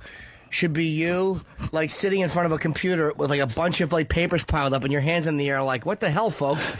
and the book should be called Colin Quinn, and then should be a colon after it, Hodgepodge. I told you that in my CD. Oh, is that awful? What an awful picture you've just conjured up. Hodgepodge, and he's in front of a whole bunch of papers. We don't know what it's about, ladies and germs. See, I'll tell you. I would throw that on the floor and step on Colin, your problem is you got friends like him. You know that, right? They don't help. I'm very help supportive. whatsoever. They don't help. I'm a They're big no help. I'm No help. very helpful. That's not true. No, you're not. Your lips are awful. You're not helping. Fucking burn victim lips. See, how's that going to help you, Colin? He knows it's not. It's irrelevant. Not only that, but I You like hang that out with the wrong crowd. I like the hodgepodge idea with me in a turtleneck, though. Yeah, like that. Hodgepodge. It's a green turtleneck, and you have a red sweater vest over it, and you release it around Christmas. And there's like this tinsel around you, too. No, you don't release it around Christmas, and I'm still wearing that. Oh, yeah, okay. There's tinsel on you, and it's August 4th. And it's hands up in the air. Going forward is by Garrison Keillor or somebody. Hodgepodge. It's just a mishmash of things. Oh, I would never. Well, I'm putting on a CD, American Gangster. I told you. American Gangster. American Gangster. It takes I superimpose my picture in Denzel's face when I post it. No, you're right. They don't help. So you're leaving your house more. Are you going on the road to do a little No, comedy? I've been on the road this whole time. I mean, you canceled Florida. What was that about? When? Well, we got spies everywhere. Jesus. I didn't cancel Florida. Let's go to Tim in Florida. Tim? Hey, Colin. Yeah, I was going to sit through awful Christian Finnegan and that Rosie O'Donnell replacement, Caroline Ray, to see you in Lakeland, and you canceled. No, I didn't cancel. They canceled that gig. Oh, did they? Yeah, sorry, yeah. Why? That was like last week. Yeah, you got to come back to Florida. They didn't cancel because they, I guess, lack of ticket sales or something. Did you guys go on the radio and promote? You got to get out there. Shut your mouth, stupid. There really is no support base with the people that you know and hang out with. The comics are the worst. They are the worst. No, we're not. No, you're terrible. And the truth is, I was always very, You should move. supportive of You all should of them, move but and change your name. I'm done with them. Move and change your name. What? You think so? Yeah. Get away from these Well, guys. I actually have an idea for They're a not name good that's for kind of you. hip. Ken Fresno. That's good. What are you going to do, weather? Pretty good. I don't know, it's like an action hero name. Ken Fresno. That is instantly a new name on the message board. And now, Ken Fresno. And now with your 5-day forecast, it's Ken Fresno. Well, he had names for me and Voss, too. Yeah. Like what the names we should tour under, and mine was Little Pete Ferguson. This was Little Pete Ferguson. And Voss was, is this the perfect name for Voss? Ronnie Garcia. But he has to go the rat tail back. And Keith, I had names for Keith. What the hell is Keith? Well, yeah. Starts with an N. It's one word. You got to leave this negativity behind. Yeah, what do you mean you've been too supportive of us? We're all supportive of you. What are you talking about? Every up. interview I do, I talk about you. No, I won't shush. I'm going to finish my point. That's what Voss says. I support you on every radio. Shut up. What's Voss? No one listens to Voss. No one can understand him. There's no... I don't care that you say positive things about me when you... Positive things? You fucking Pedro mumbling fuck zilch. knuckle in, Butte, Montana doing your shitty game. Positive things? Fucking... This is support. I know. Listen to the two of them. Well, what am I This going to do? guy was hanging off a railing 36 stories up. I know, with This those is not fucking awful helping. sea bass stomach fish hands. By the way, Your By the way, fucking little fishy sea bass belly hands make me sick. You're awful to each other. Yeah, that doesn't help You things. two are horrible to each And other. you know, Jerry Springer says every day, be nice to each other. Yeah. He really We does. ignore that. Redeems the whole show as far as I'm Of concerned. course. Be nice to each other. Makes Why up don't for the how fighting. about this? How about this is going to be a challenge for both of you. How about you say something nice about each other? Who wants to start? We say plenty of nice things about We each say other. lots of nice things. We certainly do. All right. How about one? Colin, why don't you start? Something nice about Jimmy. Sincere. I thought that Jim's last HBO special was even funnier when he did it. You know, the first HBO special was funny. The second one he just did was even funnier when he did the same thing the second time. No, that's not true. I didn't see Okay. Oh, shit. Holy shit. See, they can't do it. No, that's not They true. can't do it. I want to say They can't something do nice it. to Colin. All right. One nice thing, Jimmy. I saw your first HBO special, and oh wait, there was no second one. All right, I better move on. But I know he was trying to say something nice because halfway through he realized it. He goes, "Oh wait, These guys are scared. These guys are scared to show real feelings. That's not true. We do all the time. All right, We then, actually Colin, do. back to you. One nice thing about Jimmy. We're going to get this done today. Okay. that Jimmy doesn't have AIDS after all the sexual encounters." And I'll say this: if Colin was killed in a fire, I would be bothered. See? I'll say this. They hide behind their laughter. These guys can't show a real Jimmy is comment. killed in an uprising during one of his management meetings. Okay. In Paraguay. In Paraguay, of all places. The great white hunter with Buana. his agent Buana. You too. Well, that's not true. I think that we say a lot of nice things. I just think comics are really incapable of sharing sincere emotion with each other without having to throw in a zinger. You'd be surprised what Jim Atazoa is capable of emotion-wise. Jim Atazoa. Equating him with some type of sperm, I believe. Yes. I don't know what. I bet you this is Jim like that. sleeps in a petri dish. I honestly think that these guys cannot do it. That's not true. Well, that's like, what if we told you and Anthony to do it? You wouldn't do it I either. said it all the time. What? What do you say? I love you, man? Like a Budweiser commercial? Yeah. It's got to be like the punch on the arm. You can never just be sweet. We've definitely said nice things about each other on the air. You guys cannot do it on the air. Sure we can. Yeah, we can. Colin, back to you. Sure we can. One nice thing about Jimmy, and then we could go back to trashing each other. Jimmy is a very, very smart, funny comic, and really brought a whole new, refreshing, mindset to comedy. Whoa. Stop there. Stop there. I know you're chomping. He's chomping. And I will say something nice about Colin. Okay. He is perceptive, and he is good at speaking the truth about funny guys. No, come on, how many good things? I love Colin. He's the funniest guy I know. I mean, I fucking said that a million Colin times. is playing along, Jimmy. Come on. This will help Colin Quinn. He's in deep depression here. But Colin knows that. Colin, there's not an interview I do, regardless of the size of the paper, where I don't say, when they say about comedy and stuff, I say Colin's the funniest guy in the business. I always say that. He's the guy that makes me laugh. I've read that. He makes me laugh harder than anybody else doing stand-up comedy. I say that all the time. Now I got to say this. I hate you guys because you ruined our bit. But we could continue with this for another 10 minutes. No, we wasted a lot of time on this. It's going to be fucking vile again. I mean, what do you think? It's going to be a love fest? I'm looking at his hands. I want to fucking bite them. What's wrong with my hands? They're fucking horrendous. In the break, we said this because he was giving me the finger, and that liver spotted foot he holds up out of his sleeve. It looks like fucking olive loaf. I want to put your fucking hand between two pieces of white bread and watch Fat Bob Kelly eat it out of a plastic baggie.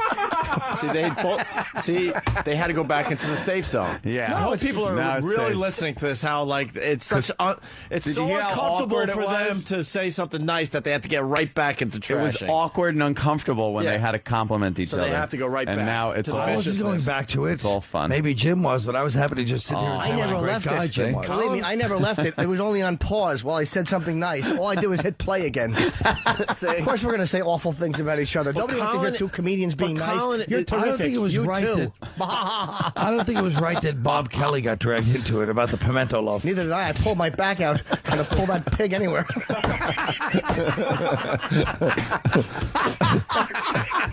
All right, that's just ignorant. Because you're supposed to slice those things. See, this is very healthy for Colin. This is a very healthy hour for Colin Quinn. I want to somehow see or read this manifesto. I want to see it on TV or in the movies or whatever the hell you're going to do with it. I think it's going to be like, Colin, you can take a break from show business. This is what you do. You get a What do you mean you can take a break from show business? Oh, man. Sign your book deal. Get a fucking book out there. Promote the shit out of it. But promote the shit out of it. Do book signings. It'll be a great experience for you. Because I'm not like some of these guys that just, you constantly see them pushing their books and their dumb CDs and their specials, constantly doing every stupid thing. They'll do a line in a shitty big action movie. Just, I'm not like that. Absolutely not. But you got to do real work. They'll be in Spider-Man 5. They don't give a damn. I'm trying to do real work. Well, we don't all have Crocodile Dundee 2 to fall back on. I'm saying that. That's fucking, I had... If he kills himself today, it's going to be on your head. Good one, Hope. You're right. Constant It's going to be on your head, Jimmy. I didn't mean it. No, that was a Paul Hogan song. You don't like self-promoting, do you? Why? No, that's Would not you the if you point. had that? Why don't you like self-promoting, Colin? No, it's not a It's question part of of- self-promoting. But it's part of your thing. You got to tell No, I people just where you can't are. organize. No, I have no problem with that. I look, stand-up wise, I have no problem with self-promoting. I'm just saying right now, getting all my other stuff together is it's out of control. I mean, I don't know what else to say. It's all these papers and these fucking. You need files. organization somehow. I need to somehow get it out. Colin's too mean. That's the problem. It's in the computer and it's in everything. And it's hard, Why, if someone tries to help Colin, if you, hey man, I know somebody who can help you organize and back stuff up, he'll go, shut your mouth. No, that's not what it is. Nobody ever, believe me, he's making up now. I've never said to me, hey, Carl, I know something. Well, I never knew it until now. I didn't know you had a whole pile of papers, you fucking psycho. You got I didn't know you were sitting there like a fucking pack rat. You got a very protective wall around you, Colin. Exactly, and it's made of blubber.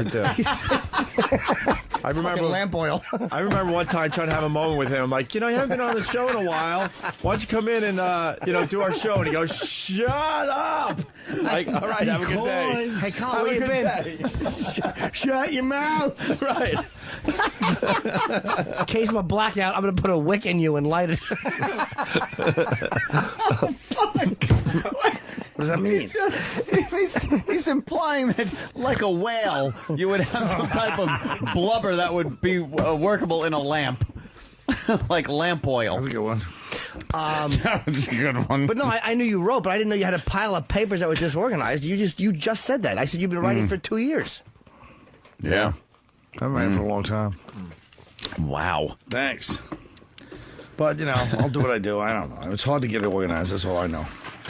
And then to get it out there somehow. Yeah. Somehow get it out but there. It's mostly the organization. It's like everything's like finished, but it's like first draft, and I just All right, let's go to Lonnie. So why don't you have somebody? Why don't you have somebody go through your computer? Honestly, is it all on the computer? But I'm telling you, it's thousands and thousands of pages of shit. So have somebody. Here's what you do: back it up onto a fucking. Here's how simple this is: you buy an external drive from Mac.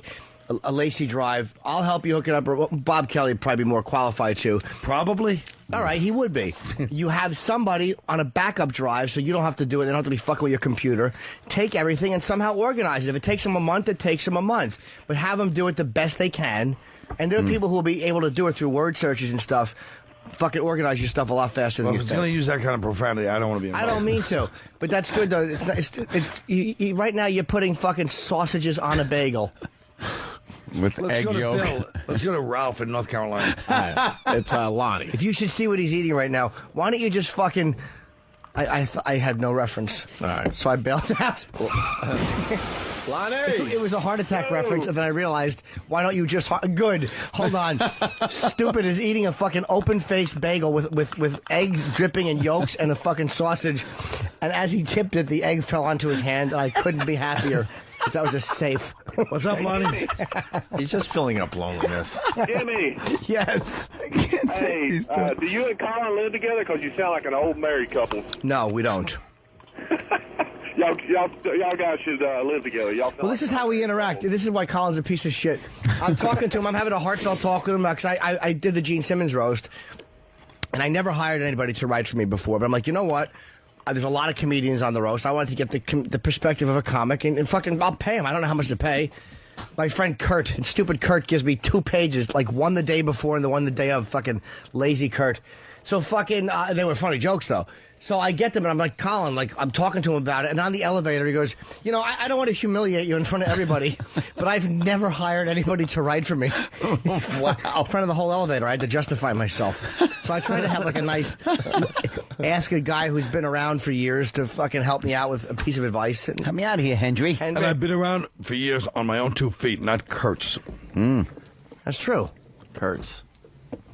My buddy Kurt. Kurt Metzger is a funny writer. Oh. He's a funny comic. All right, let's go to James in But Jersey. as Carl says, he looks like a Bosnian war criminal. That could be the best slam I've heard about a comic. It's true. He really is horrendous. He fucking called him a Bosnian war criminal. And he has a big head with short, awful black hair. He's truly awful. He sends shivers up people's spines when he goes on stage. Look, they're working together now. This is good. This is good. See? Because they have a common enemy for a second or two. Let's go to James in Jersey. James. Holy, where the fuck did Kenny get this omelet? He's right behind you. Now Kenny gets did dragged Heather Mills into leave this on the kitchen floor? Do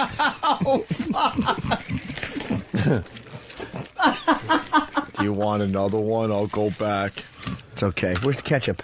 Am I supposed to fucking bleed onto it? Where's the ketchup? How about... Kenny, you got my... Hold on a second. Jimmy really is like LaMotta. I'm not like LaMotta because I want ketchup. I'm like Lenny from Mice and Men. I'm supposed to bleed I on it. want fucking ketchup. Tell him about the message I gave you. I text messaged you and Kenny after your special, stupid. Oh, so he said that the worst part of me shooting a special is that me and Kenny were probably sitting there together, like having a serious moment. Afterwards, they just like, looking at each other. Well, don't tell me to tell and then fucking jump in and interrupt me. Why didn't you want to ruin it? I'm not ruining it. Fucking just have the stroke while you're eating that. You've never seen anybody have a worse fucking meal than he is right now. Just fucking gulls are more polite in the dump than you are eating that. Fucking should be circling a garbage scow. Fucking cunt. I almost had him on the same page, Ed. I almost had him. Colin, just leave me the password to your computer so I can make you famous in your death. Yeah, posthumously. Yeah, posthumously. Hey, James, Jersey, what's up? Hey, guys. Hey. Hey, Colin, I was wondering if you were really bitter or upset when you used to do Weekend Update on Saturday Night Live and they replaced you. I wonder if that, that really depressed you or that really bothered you when that happened? Well, that bothered. I just saw a picture of Kurt. Yeah, that pissed me off too. Okay, no, I thought you were pretty good. I mean, Norm Macdonald was great at it, and I remember being really upset when they fired him. I thought that was total crap. Yeah. I don't like the way you said to Colin you were pretty good, and I remember Norm Macdonald was great. Yeah. Why kick a guy while he's down? Yeah, that's not going to help nothing. Colin today by saying that, sir. Oh, all right. Okay, thanks, guys. So hold on, Colin's what he said to me in the message was very funny. He texted me. He said the worst part is that me and Kenny were probably sitting there after the thing. And do you want to say what you did? Because I will fucking butcher the quote, but it was very funny. Now he tells him to tell the story. Why'd you wait for him to have a mouthful of food, Well, no, Jimmy? because if make it not, really what am I going tough to do? for Wait till him. 3 in the morning when he finally falls asleep?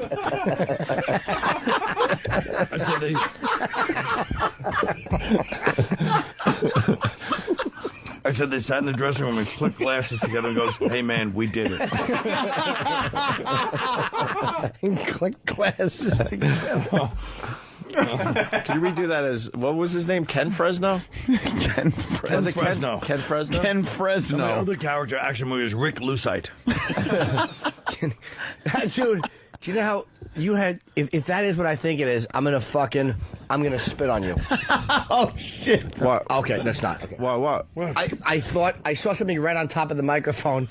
I said, if he got fucking ketchup on top of the microphone, I'm going to fucking spit on him. But he didn't. Let's say hi to Keith in thank God. Louisville. Kenny Keith. Fresno needs a catchphrase, though. Kenny Fresno would have to say his name on stage. Hey, Colin, I really love that show you had on Comedy Central where you used to bring Bob Kelly and all them on.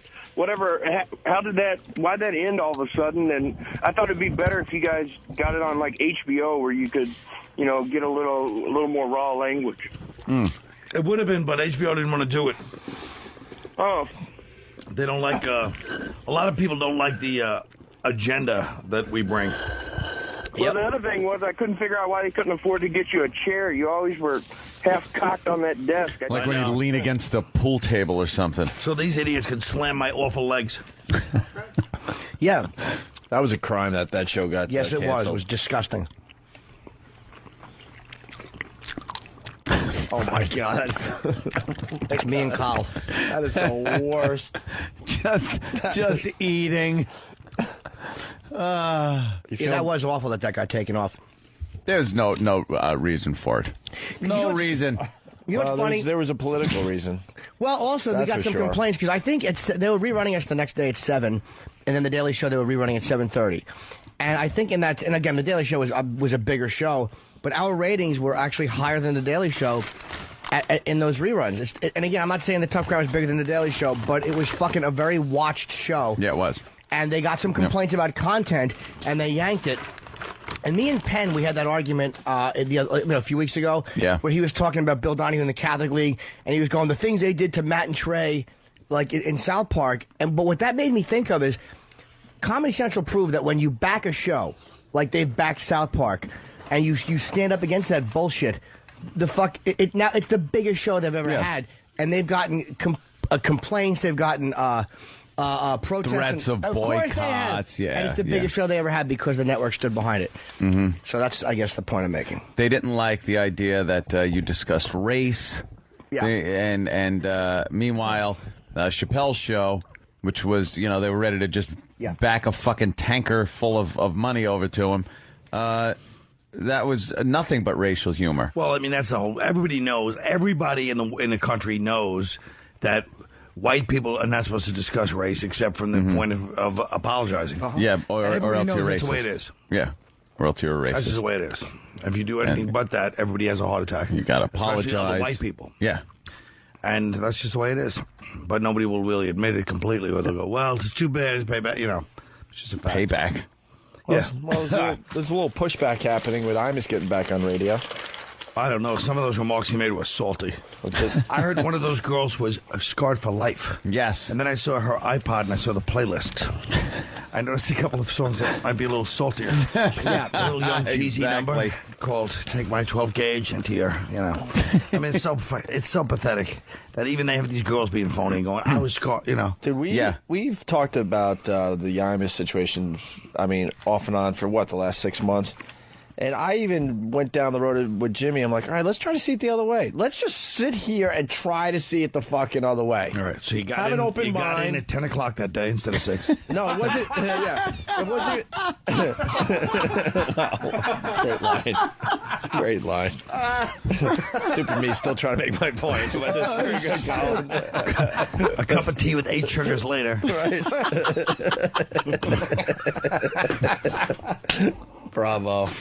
Oh, man. Yeah, so go ahead. I hope you enjoyed the bounce pass. But this is kind of but this is interesting to see it the other way. I'm not even kidding, but go ahead. But yeah, Jimmy and I think we were in a cab on the way home. Like, let's just try to see it the other way, and it just still bothers me. I can't see it their way whatsoever. Could not wrap my head around it at all. Like, even to play devil's advocate, I just could not. To get kicked off a radio show for saying nappy-headed hoe, it just amazes me. It amazes me. But good thing is, it though, doesn't amaze me. Go ahead. Good thing is he got rehired.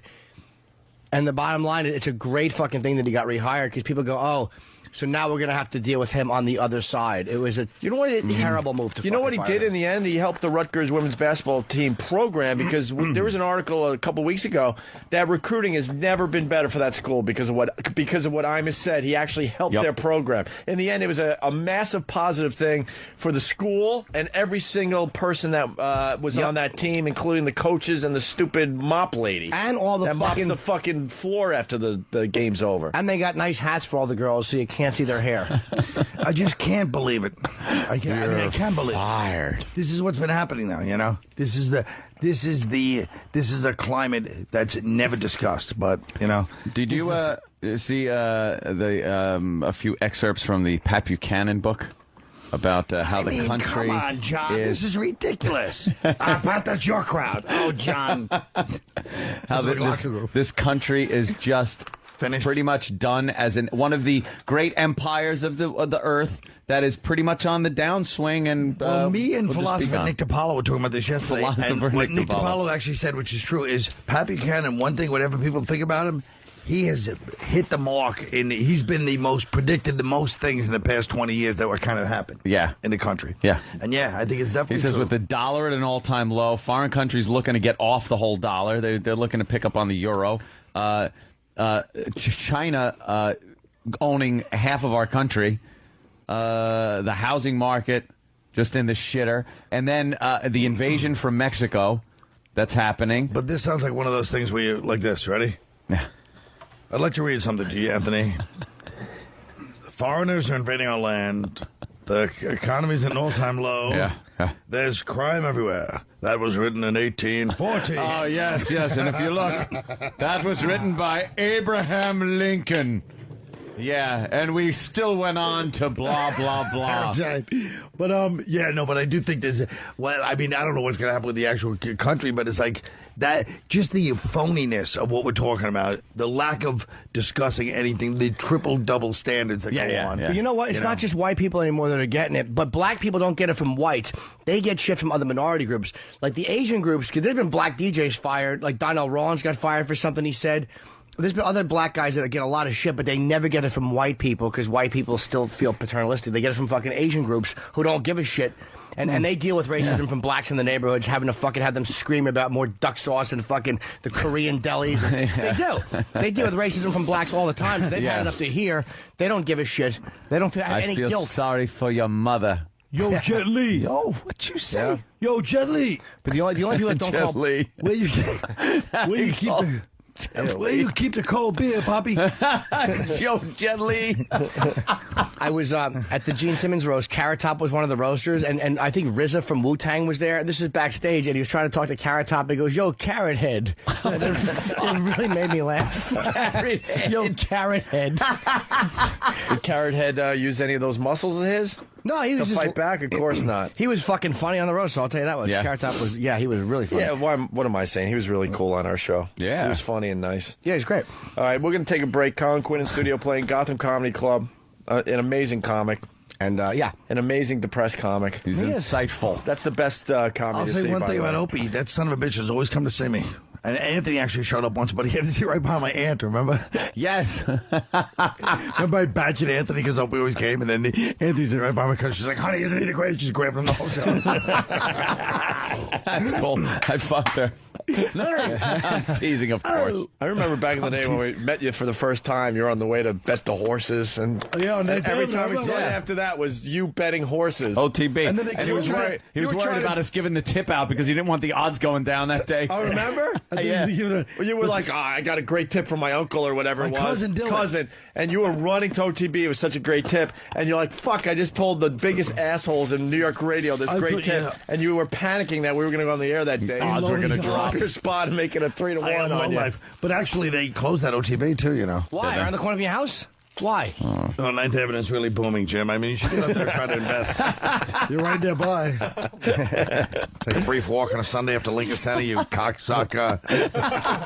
And then you were trying to drag us into that world with you. Come on, let's go. You wanted to bet. I love that. Come on, let's go bet. Let's bet. Anthony's family bets the Trotters. They probably go to the dog track. Dude, Anthony looks like a highlight player. He looks like a Basque highlight player. Wow. We did a gig at a dog track. We had protesters. We had protesters outside. Great. Why? We were just trying to make an extra $100 because we were making no money in radio. And on the weekend, we're like, could you guys do an appearance at the dog track? We're like, yeah, whatever. How much? It was like $100, $200 each. We're like, cool. That's some nice drinking money, right? We show up. There's a massive protest going on with our names on the sign. We're like, what the fuck? Yeah, thanks. What did we do? Actually, Jim's working a dog fight this weekend. We just want North Fork Dog Fighting Association. No, that's New Year's Eve. It's an 8 o'clock show. God. At the old Westbury Music Fair. If you want tickets, you go to Ticketmaster tomorrow morning at 9 a.m. Mm-hmm. Goes on sale. There you go. See? Hey, we just want to throw T-shirts out. You know, collect a couple $100, and we're dealing with fucking protesters. Like throwing shit at our cars and stuff. Animal hater. Right. The dog. And they're showing, like, they have signs with pictures of greyhounds with big open wounds on them. And yeah, those aren't the dog track dogs. Dog track dogs are treated very healthy. Well. Is there any strategy it's when they can't run anymore? I think you have to speak to Cesar Milan. He knows about that stuff.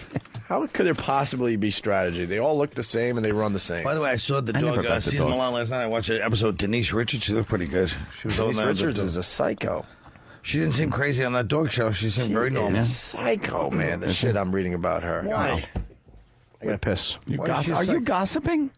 Why is she a psycho? You're a little gossip. I want to hear about this. Well, we can after the break. All right, since Jim rudely interrupted us, I gotta piss. He's got to piss too. That's why we're going to break. I'm holding my. It really is like Charlie Sheen. It's like having LaMotta in the studio. Yeah. I gotta piss. Well, I do. And you're like having LaMotta in studio by looking at you at the end of it. Hey, ladies and gentlemen. A joke certainly needs help when you have to add two endings to it by looking at it. And I'll tell you this, mister. The end of it. All right, fair enough. You're going to force me to make a comeback, Colin. Fuck you. And the horse you rode in on. We had you guys in a good place. And the whole cavalry behind you. I tried, Colin. And they had her on tour when they all hated her. Emma, 48. 48. All that other bullshit, they all hated her. That's her intro. I thought it was Lulu. No, Emma, 48. She was on a big tour. They all hated her. Hey, I said, where's the toilet? He said, you're in it. Let's go. Funny guy. That's why I'm here. That's his comeback. Funny guy. That's why I'm here. He was horrible. The greatest. Know who said he hasn't? Know who said he hasn't watched Raging Bull ever? I do kind of. A friend of the show. Real good friend of the show. Who? Let me think. Patrice. Oh, he's never seen it? Oh, he'd like it. He would. Patrice Of course he would. He calls it one of those white guy movies that he's never seen. He's exactly what it is. He knows white guy culture, though. He's pretty. Wait, black guys wouldn't enjoy Raging Bull? Why not? Because their hate for white people is starting to overshadow all their normal behavior. Just sheer hatred for white people overshadow That's why any... Patrice doesn't like Raging Bull. Is there really like movies that black guys like better than white guys? Besides, I was going to say besides the obvious. Of course, are you kidding me? Jesus. Like what though? Like I guess what I'm trying to say is Raging Bull seems like it's such a great movie that white, black, blue, who gives a fuck would watch. Would like that movie. How's that? They give a fuck. And when I say they, I mean black guys that give a fuck. Is there black movies that are really good that white guys refuse to watch? Yeah. Like what? That fucking Tyler Perry shit. I don't know one motherfucking white guy that would go see that crap, and it's top-grossing shit every time. But that wasn't up for an Oscar. Let's go down that Oscar. Raging Bull won. I mean, not Best Picture. But that's what I'm saying. It was up for a million awards. I'm talking about a movie that was so obviously good by all the critics and all that, but blacks refused to see it for whatever reason. I wonder if there's a black movie that white guys are like, fuck that. What do you call this? The Irv Gotti Show on VH1. No, Ant's thinking. Ant's good at this shit. I'm just trying to think, like, you got something like Training Day, but that's not a black cast. Like Raging Bull is a white. Raging Bull's a white cast. Yeah. You're looking for a movie that was like Oscar worthy with a majority with. Malcolm X, majority. a lot of white people probably saw, but a lot more probably didn't see it than saw it, considering the fact it had Denzel Washington and it was as high profile a film. Get on the bus. How about Get on the Bus?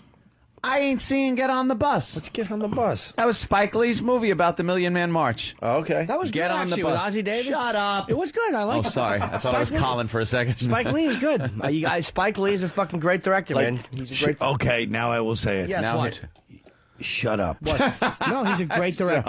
You're wrong. God, you're so stupid. No, I'm not. He's a great director. He stinks. He's very good. He's got all he's got is no. He's made 2 good movies his whole life. Which and was Get on what? the Bus. Not Which one was of them. what? I love Get on the Bus. By the way, the one scene where he goes. They explained to Richard Belzer how the white people in the civil rights movement really were not legitimate, and it didn't matter. No, I'm not even talking about that. I'm not talking about his point of view. Whoa. I don't remember. Point of view is not part of a great director? What is he, great camera angles? No. You know nothing. No. Shut your mouth, I like Tony. his directing.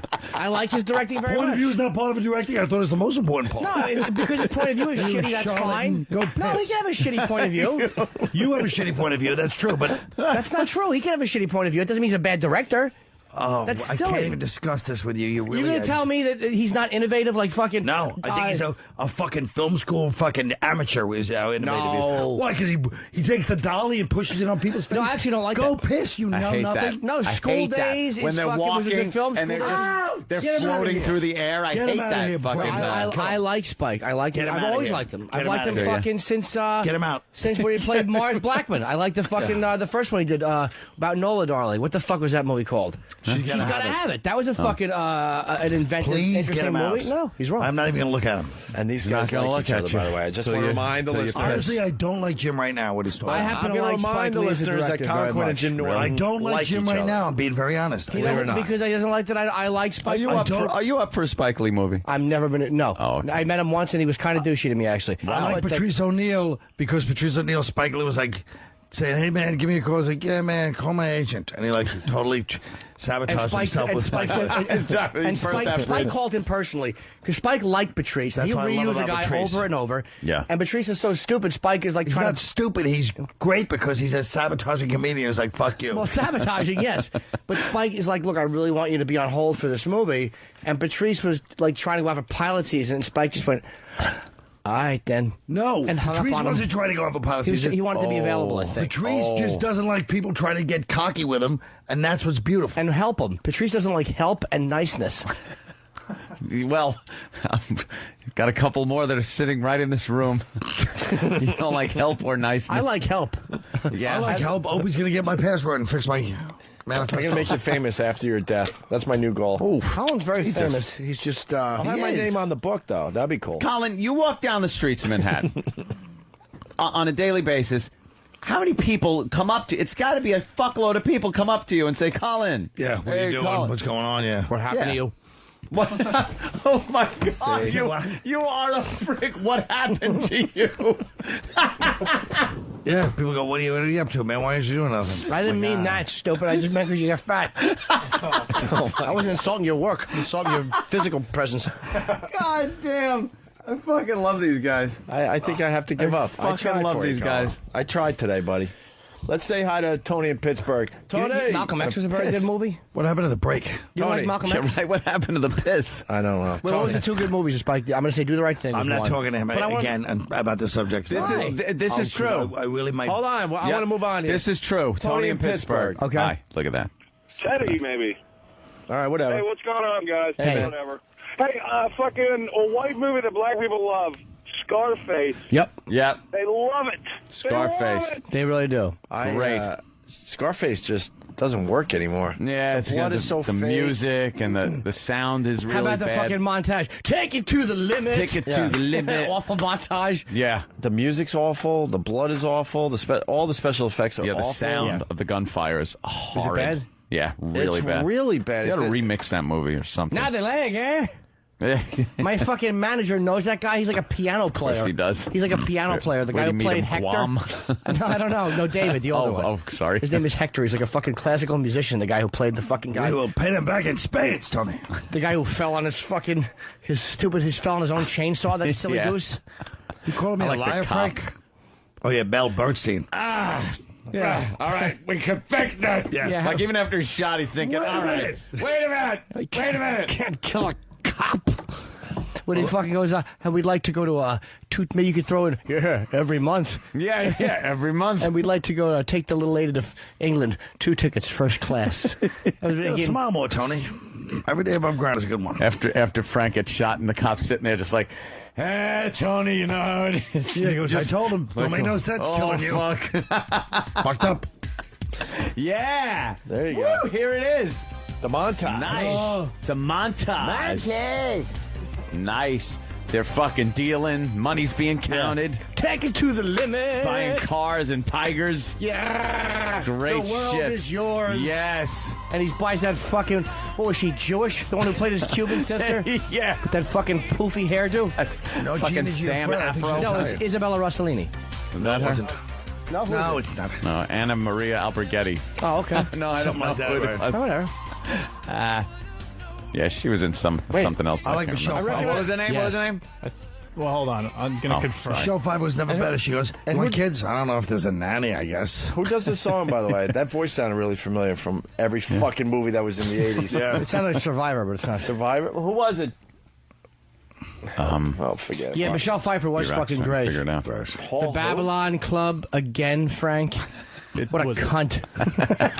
Fucking cunt. She did nothing but do coke and sleep all day, and she was criticizing where the guy wanted to go have a burger. Maybe the catcher on your little league team. Yeah. Who want to kill me? He hasn't gotten a base hit all year. I should kill him. Fucking idiot. Are we ready for leaks? Oh, yes, piss time. Mary Elizabeth Mastrantonio. I am going to machine gun this entire motherfucking building before I blow it up. Die! You're dead. Who's next? Steve, probably? He's dead. Ooh, Danny. E-Rock.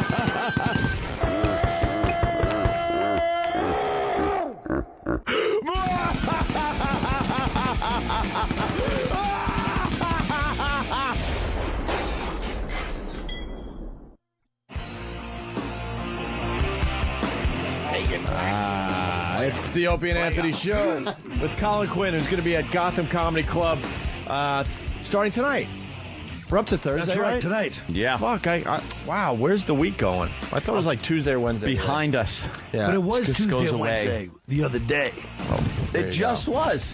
Hey, Matter of days ago. got to At least I didn't fall asleep like some of you guests. I heard Patrice and Voss fell This asleep. week, now Jimmy was out for Monday, Tuesday, and Wednesday. I was in La La Land. Right, that's what they call it, the old left coast. What, Louisiana? Oh. And then we had our stand-ins, or sit-ins, whatever you want to call them. Our hack-ins. Fat Bob Kelly. He took up a couple of seats. And then Patrice came in and fell asleep. And then Rich came in yesterday and fell asleep. I got to tell you, though, something. You're trying to justify the fact that you fell asleep. I fell asleep I know what once. you're doing. Right here in this chair. I know what he's trying. Here's what I did. Let me show you my biggest mistake. Okay. I did this. I put my feet up, put the mic here, and went like this, and I was fucking exhausted. And then people are talking, the show's going on, and then I opened my eyes, everyone was gone, and this gentle music was playing. This gentle, like, music box music. They all left me, and all the listeners heard was... and the music. Yeah, we got stuck out. Yeah. I was fucking like, and then I woke up like, huh? What? And I didn't know where I was. And then when it hit me that I'd fallen asleep during the show, was I just like, oh my God, I fucking fell asleep during the show. That is a and we had him on Pal Talks. Everybody on the internet. Everyone on the internet got it's to been see. screen capped. It's all over the place. That is the funniest shit ever. It was horrific. There is something about this studio. I will say, the chairs, the blue lighting, the darkness. That is really funny. The chairs. Lean back in that car. You'll feel it's like right. Oh yeah. You could go right out in that. Oh, there's the music. incredible. Here it is. Was it? This was the actual music that day? And here's what they heard. Wait. Not a snore, but just a like kind of heavy breathing. Right. That's so funny. Yeah. How long was he Oh doing? Christ! 20 minutes. It was over 20. It was 20 fucking minutes. He will admit to 20, but it was a bit longer than 20. It was Jimmy. Yeah. Jimmy's about to go. Hey, really fast. I gotta get props to the. Do this. I gotta get props to the past. If you go to Google, MySpace Voodoo is the #1 search right now. Oh, see the power of the radio Thanks, show. man. We made MySpace Voodoo the #1 search on Google. This show's got power. It's volcanic. The activity, they're calling it volcanic. So there you go. MySpace Voodoo. That's crazy. Bravo. Huh? So how many? So how many people go to that? 250. Yeah, that's all it takes. Google's not a big website yet, so nah, it's 250 clicks and it's #1, Colin. I wish I could have thought of some idea like that. Yeah, no, I'm starting something else called Giggle. It's like if you want to laugh on the net, you type in a concept and it finds funny things. And you throw a joke in, one of these jokes that matches it, good. It'll go good with my American Gangster. Maury's got missing kids. But they're not I missing. told you, No, Maury. that He one, is the not the father. The mother told I told her you, Maury. how to get away from a kidnapper. Whatever. Hey, we got another 2 girls, 1 cup reaction. I don't know if this is good, but Danny's brought it in. It's a grandma watching that horrific video. See the grandmother of one of the girls eating it? Watching what? Oh, shit. You haven't seen 2 girls, 1 cup yet? Oh, no. Okay. All right. Roll 'em. It won't even faze him. Really? Like phase these 2 girls for eating 1 cup of soda. This is like an internet sensation. It's a Where the fuck have you been? phenomenon. Stop I only writing. watch the saucy ones, like that making fun of Britney stuff. That's good. All right, here you go. Oh, is Colin. that funny? And we like to tape it for the internet. So this is. I'm still trying to get Kim Kardashian, ladies and gentlemen. This is 2 girls, 1 Best cup. camera for Colin. What is this nonsense? Well, what do you see so far? It's I see an Indian girl and a white girl, and they're pulling each other. One's pulling the top down. That's it. So exposing her boobs. Just exposing the boobs. There you go. Nice, right, Colin? Yeah, very nice, actually. All right. Hey, well, oh God! Why did it come out the texture? Turn. Why does it come out the texture of ice cream though? That's the only amazing part. See, that's why I think it's fake. Why aren't you turn watching? around. Turn around. Colin, Why? you gotta watch. Why You don't gotta you watch. fucking be a man? Colin, you gotta watch. It's making me sick. You gotta Colin. He's gonna be Come on, you Colin. fucking You made girl. us pause the tape. Now look at it. Look at it. We're only halfway done. Look I at didn't think it would faze you. What a rookie. Colin. Look at that monitor so we can get your pretty face on camera. Right there. There's a You're not pail gonna just in puke case it, you get girl. sick. Now just watch the rest of it. You have to watch. You got past the worst part. It should remind you of yourself in the business. All right, roll them. All right. Okay. Oh, God, no, watch it, Colin. Watch. What are you doing? Watch, look, What's they're wrong with kissing. you? Colin, stop looking away. You're ruining our radio show. We had to put pause again. Colin. Throw up. No, it's great. All right, Okay, here. look. Speaking of throw up, there you go. Look, she's puking the shit up. Now watch. This is Now she's puking shit into the other girl's mouth. She's puking shit into the other girl's. Watch. Look at that one. That was a gem. She puked. Oh, look. They're so hungry. The girls are so hungry, Carl. He can't get away from The one girl ate the shit and then puked it into the girl's mouth. Oh, that's a great How reaction. many people Wow. have thrown up from watching I this? thought you said he wasn't going to Bob be Kelly, phased. I yeah, didn't think he really, would be. really puked. That stuff That was bothers you, huh? disgusting. All right. Yeah. Well, with that, we got a grandma that just watched, she watched the same video Colin just watched. Here it is. What the hell? Get out of here, jockey. Where is it? Oh, audio. Grandma.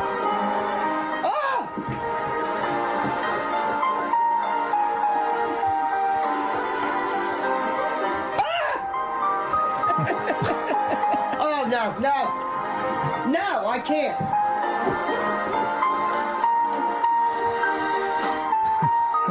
Oh, she's throwing up. Oh, she's got up. Jackie, what's wrong with you? Good grief. You need to talk to someone. Good. Oh, that's a oh, 1 second. Oh, I'm so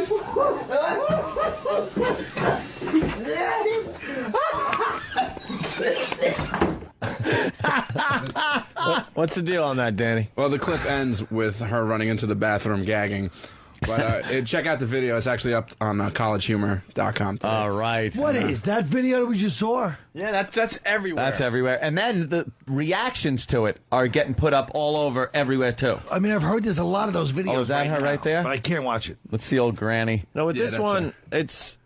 I don't know. This one is taking off.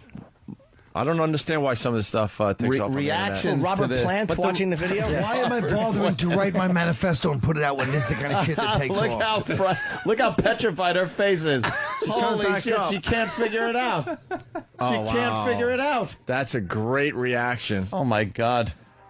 Oh, she looks like Dr. Zayas. 2 girls, 1 cup. She looks like Imus. Yeah, little Imus in there. This is what Imus has been up to. It's a nappy-headed cup. Wow, 2 girls, 1 cup. Yeah. You jerk. No, I can't. How can you keep watching? I was going to... Who shows their grandmother this? Who doesn't? Hey, let's go to O-Town. Alex. Here's what you get for giving me a nickel for fucking my birthday. Watch this shit-eating video in Brazil. Fucking caustic old cunt. You've been wrecking our lives for years. You burden. Grab your chest and fall down the stairs already. So I can fucking cash in on that stamp collection. And fucking sell your Hummels. So I can fucking sell those little fucking figurines. Make a few dollars. Buy myself a good tranny. Alex? Hey, what's up, One? How you guys doing today? Alex, you're going to be late for school, son. Alex? You guys need to go to twogirls1cup.com and actually click on the one that says worst reaction ever. Dude, it's absolutely fucking hilarious. You can hear the chick, you can hear her heaving and shit in the background, and she actually throws up. It's absolutely fucking hilarious, dude. And it's just a chick watching it? Yeah, she's watching it, but she sets up the camera like the rest of the reaction videos, whatever. But dude, you can hear her heaving, and it's just so fucking funny, dude. She puts her hand up in the middle of it, and you can tell it's real. You can tell it's very real. It's fucking great, dude. All right, cool. What is that behind you? What are they doing on this one? This is 2 girls, 1 finger. Put the fucking on all screens, Eric, before I smack you in the face. 2 girls, 1 Later, guys, finger. man. All right, thanks, sir. What is that, diarrhea? No, it's puke. They're just using, it's called 2 girls, 1 finger. Oh, that's disgusting. What, They're throwing up all over the place. Oh, they're kind of throwing up on the camera lens? You know what's what you should that? have here? The one girl is shitting into the mouth of the other girl. But that's at least a big solid one. But it's all broken together. What? So what?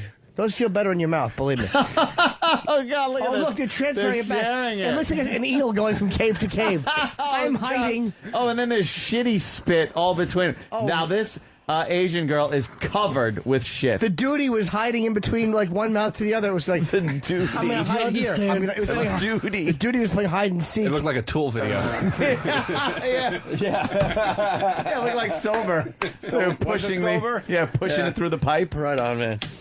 All right. Oh, MFX, these are the best. Speaking of internet sensations, we got the cherry chocolate rain thing. This is ridiculous. Danny, you want to explain this one too? Oh, this is just this is an abomination. Danny didn't pull this one. This is Tay Zonde, the original artist of Chocolate Rain. Chocolate rain. That guy, yeah. Selling out officially. He kind of had to, but this is the official moment where Tay Zonde sells Well, what else out. was he going to do with that dumb That's song? what I said. Yeah, that's true. It's like, wow, man, he lost his fucking dignity that he had. I don't think he's going to be selling concert tickets as the chocolate rain guy. No. So this is the only way that he could have went.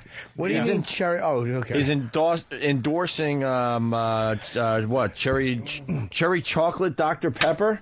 Yeah. Something like that. Let's take a listen to this. Allow me to introduce myself. My name is Tay. It's T-A-Y to the Z. This is the web, and it's gonna murder your TV.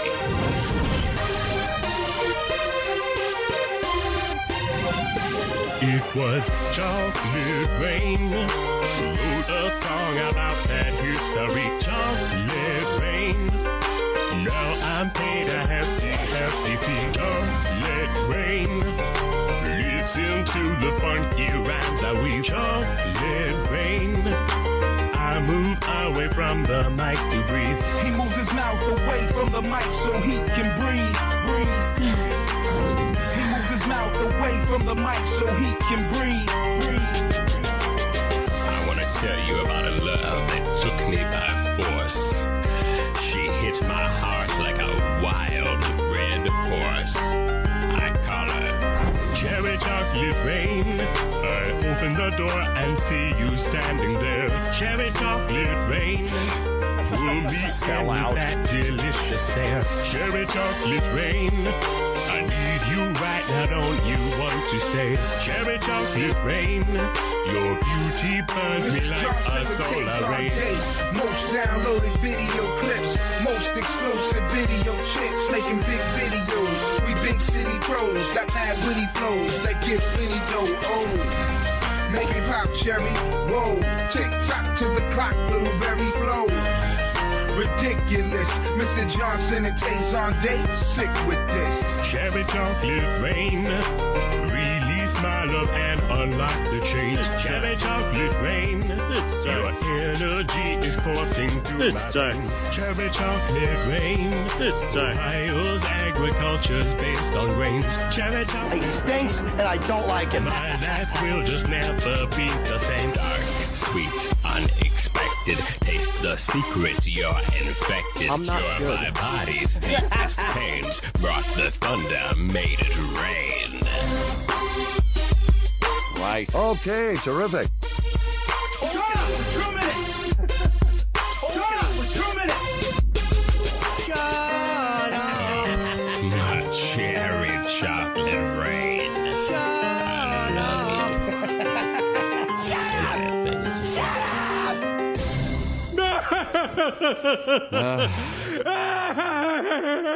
Did you see that jerk?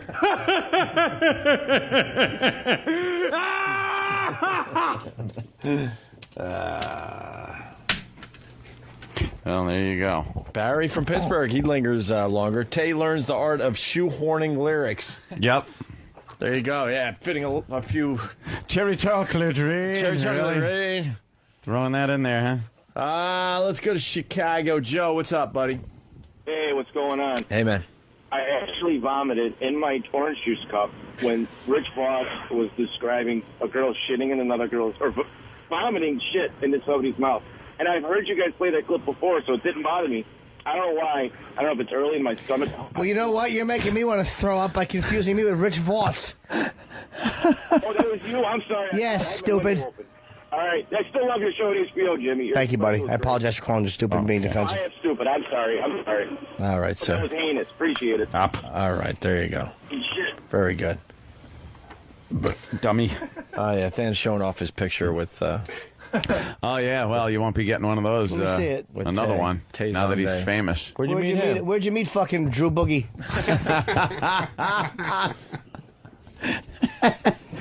He did some corporate party that my girl was a part of. Corporate party? What did he do? Sing Chocolate Rain for an hour? Pretty much. Right.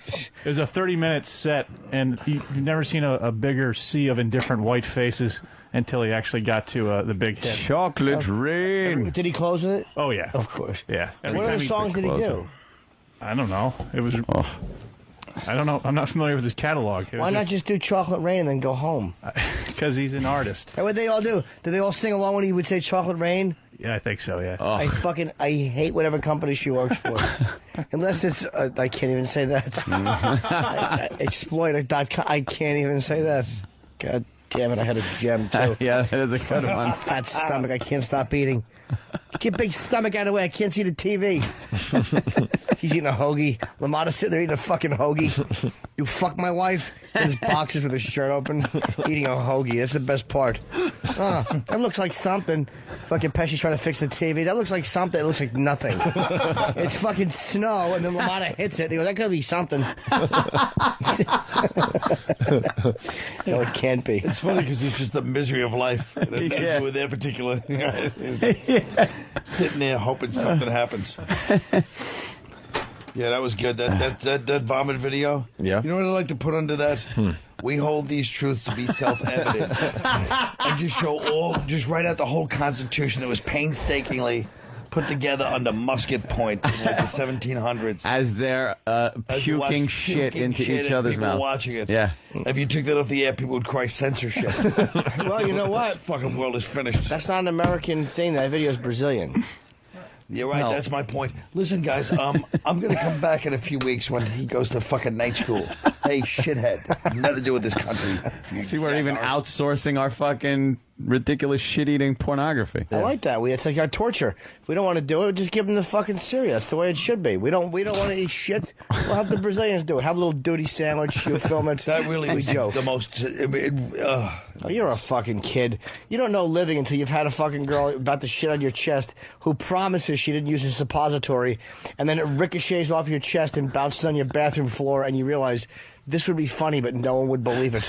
and then warm cornmeal shit pours onto your chest. Oh! Jesus. Why is it the solid ones are less disgusting? It wasn't solid because solid you said ones. the first one I know. ricocheted. Everyone likes a fucking that was the fucking suppository. Everyone was a likes Super Bowl. a solid shit in their mouth. It's something about a solid shit standing up like a silo sticking out of your mouth. You almost feel like you're blowing into a didgeridoo. Didgeridoo. I know. I had to go first grade on that one. And the most offensive part of it all is he has to bring a silo, so you see like the image of like the Grant Wood American Gothic of a great country formed by God-fearing Protestants and slept 6 hours a day, get up at dawn with a nice bitch. Trust me, you're laying there on your back, and there's you're looking at a tube of shit standing up, and you're jerking you off. But the whole time you're like, I know as soon as I come, I'm gonna have the awful reality of a piece of shit being in my mouth. Do you spit the shit out before you come so you're not totally Jim, freaked out? I wouldn't know. I'll have to trust you because I'm certainly not going to experience it. Why do you have a tube? A tube? You said a tube in your mouth. No, I'm saying if you're looking at a log of shit that was solid, it looks like a big tube. It's a tube of a shit. silo. I thought you might use a tube to make sure it didn't splatter in the wrong way. No, come on. That's rookie. Well, it's like using a condom. That can be Impossible. healthy. Like a funnel shot of shit. Yeah, exactly. Like you're fucking... It's not a fucking fun fact. It's your asshole.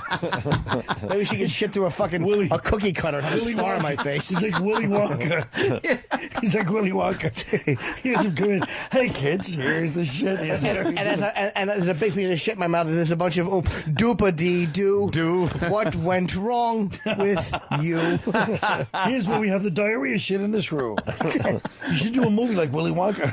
Only shit. The shit river. They could take the boat down it. That's right. Augustus Poop. Okay. More shit jokes. Jesus Christ. Unbelievable. Or fucking Charlie and his disgusting incest family. They just lay there with bed sores smelling. Old people all sleeping together, no. touching the kid. You know they were touching the kid. Of course they were. They were like the fucking grandparents in Midnight Cowboy. Here's $1, lover. Go see a movie. The fucking grandmother and the cowboy woohoo, partying with 7-year-old John Voight in the bed. Oh, yeah. I forgot about, Bobby Kelly told me he threw up on the show.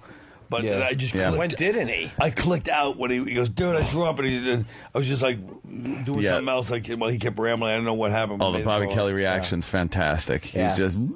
You think he was looking at exercise equipment? Well, Colin's going to be at Gotham Comedy Yes. Club starting tonight. We don't have a phone number because you don't supply any of that for us. 212. That's the best part I got. Just go from there. Just dial randomly. You might hit it. There's a manifesto laying around that needs to be Organized. If you're Japanese German, but not the porn types, but an organized Not the type, chicken I like fuckers. Das gut chicken. Yeah. Yeah, das gut. And you seem happier. I am happy. Thank you. Yes. Yeah, I was Definitely. depressed the past couple of years, but I've been past few months I've been all right. Good. Snap out of it. Pick I am yourself snap up by out your of it. bootstraps. Yeah, it's true. It's true. All right, line of the day is brought to you by BodogFantasy.net. It's a football thing. Yep. Fantasy footballers. How many? 5 runner-ups. Wow. I knew it. Holy shit, it's going to be all Never get fucking out of here. Jim and Colin. Great. Free life scoring stats, bios, and news that will help you win big this season in fantasy football. It's BodogFantasy.net. Here is the first of many runner-up lines of the day. She looks like Kirby from, the old Nintendo game. Nice reference. She's a fatty, huh? Yeah, man, like the pictures look She looked like Tyrant from Resident Evil. Yeah.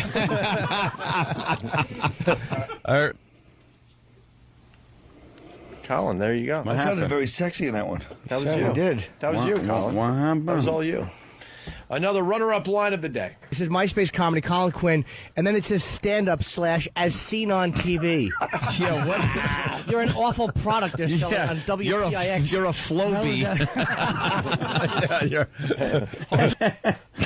All right. Nice. Right to the next one? It seems like a long time ago, but it was only a couple hours. It does seem like a whole life. I guess to walk over. It's another one. Runner-up line of the day. Stand up. Yeah, but you got to find like some kind of angle. He talks about it. Here's what Colin's book should be. It should be you. Here should be the photo. Should be you, like sitting in front of a computer with like a bunch of like papers piled up and your hands in the air, like what the hell, folks? and the book should be called Colin Quinn, and then should be a colon after it, Hodgepodge. Just when that image was out of my head, now it's back in. That horrible cover. With the green turtleneck, with the red Christmas-colored sweater vest. And like pointy glasses and a light beard. You don't know how vividly I picture that. Really, I know. I could totally see it. Hodgepodge. Hodgepodge. What am I going to do? If I had that image vividly, I'd probably kill myself. I would jump off. You wouldn't grab the rail. Here's another runner-up line of the day. We've talked about the Imus situation, off and on for the last 6 months. And I even went down the road with Jimmy. I'm like, all right, let's try to see it the other way. Let's just sit here and try to see it the fucking other way. All right, so you got Have an open mind. Got in at 10 o'clock that day instead of 6. No, it wasn't. It wasn't. Great line. Fucker. I was still trying to make my point. What an idiot I am. We have one more runner-up. All right, here's the last runner-up line of the day. Study at Montclair State. I have 4 classes left till I graduate. Yeah. And I ran away to Florida, and they came back. And why did you run away to Florida as an adult? Were you Ratso Rizzo? I was raised in. Can I? That was very good, by the way. I just gotta acknowledge an asshole, someone who's not brave enough to use his real name, by the way. Colin on Howie. Shh, don't mention it. Shh, we're honest on this show. Ha ha, honest. Who gives a shit if Colin Quinn was on Howard Stern? If you know anything about this... Get out! You're an asshole, you fucking douche. Dude, he's our friend. You're an asshole. You obviously don't know this radio show. We never cared about that crap. Exactly. What? We're not supposed to do both? Well, yeah. Who cares, Colin? Well, we explained that years ago that we don't play the same game Howard does. Howard actually does play that game and fucks with people if they end up on our show. Oh, he does? Yeah, so sorry about that. Never did it with me. That was the last time you were on his show. No, but he does. Maybe not with everybody, but he definitely has played that game over the years. We've never played that game, you ass, and we've talked about it on our show. Yeah, we're honest. Don't ever bring that up. It's forbidden. Verboten.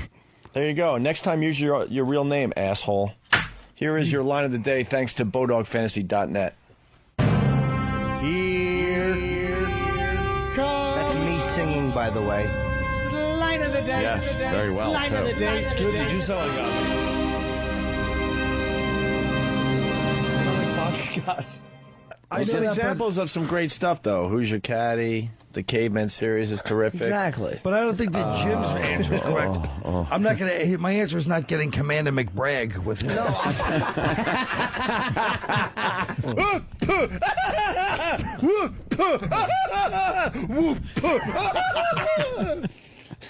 And the best part of the line of the day is Jim didn't get it because he's too young. I didn't. I'm just... That was good. I'm a youthful boy. Action-packed. Sometimes I don't get things because I'm youthful. I want to thank Ken Fresno. Ken Fresno. Ken Fresno for stopping by today. And my girlfriend, Christabel San Antonio. And we have to remind people that the way to end this year properly. Yes. Oh, no, don't let it promo. It's too much. On New Year's Eve. You're pushing it too hard now. Stop. I have to. Tickets are on sale tomorrow. I've been gone all week. Usually he's 9 a.m. tomorrow. Usually he starts with a plug for his pal, just so he can, and then so he can do his own. a nice little segue into his plug. Nicely seg into his own. But it's too many plugs. No, it's not. It's How stupid. about we just plug Colin? How about we plug Colin full of fucking dick? How about that? We give Colin. How about that? Should have been the line of the week when he goes, Bob Kelly's mouth with the black cock. What did you say? I don't know. Yeah, fuck But him I in the thought my mouth. elephant tissue paper line was a damn good one too. That was good too. But fucking. But how many are we going to have, Tracy. for fuck's sake? But fucking onion paper if I'm really old. And then I could have. Tickets on sale 9 a.m. tomorrow at Ticketmaster for New Year's Eve. It's Westbury Music Fair, which is called the North Fork Theater. Why do they call it that, Jimmy? I think because South Spoon was taken. I do a lot of wordplay humor. Who's and gonna this is a work with different you? hour You than have an HBO, opening- by the way. You have an opening act? I will, yes. I say you go with a couple of singers. What about Rishi Voss? Well, we both know he's open. I could call Voss December 30th and he'd be available. There's no rush to book Voss. If you said you want to work New Year, he'll go, yeah, what days? I'm open the whole year. Hey, listen, the number for Gotham for Colin Quinn is 212-367-9000. Another thing, I guess XM fucked up one of our fan sites and got a lawyer involved, so they need a plug. XMRadioGold.com. What happened? They got a fucking cease and desist from XM, I guess. Why?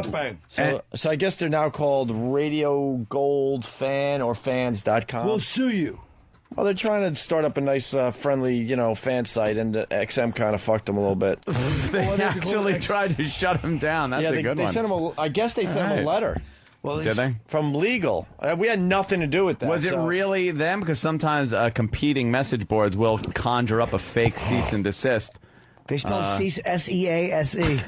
Isn't that how it's spelled? No, it's spelled little cease and desist. But wait a minute. Yeah. They just had to change the name of their board? Because if you go to XM Radio Gold... It redirects to Radio Gold. Oh, it just redirects. So they're still okay, but XM did get involved. So XMRadioGold.com is now RadioGoldFans.com. Oh, I don't know. They're trying to get off the ground, so we're trying to help them out a little bit. The whole thing is it just drives you batty. I'm going to start a thing. Quadruple A, ColinQuinn.com. This is why I'm the first one on the phone book. Phone book.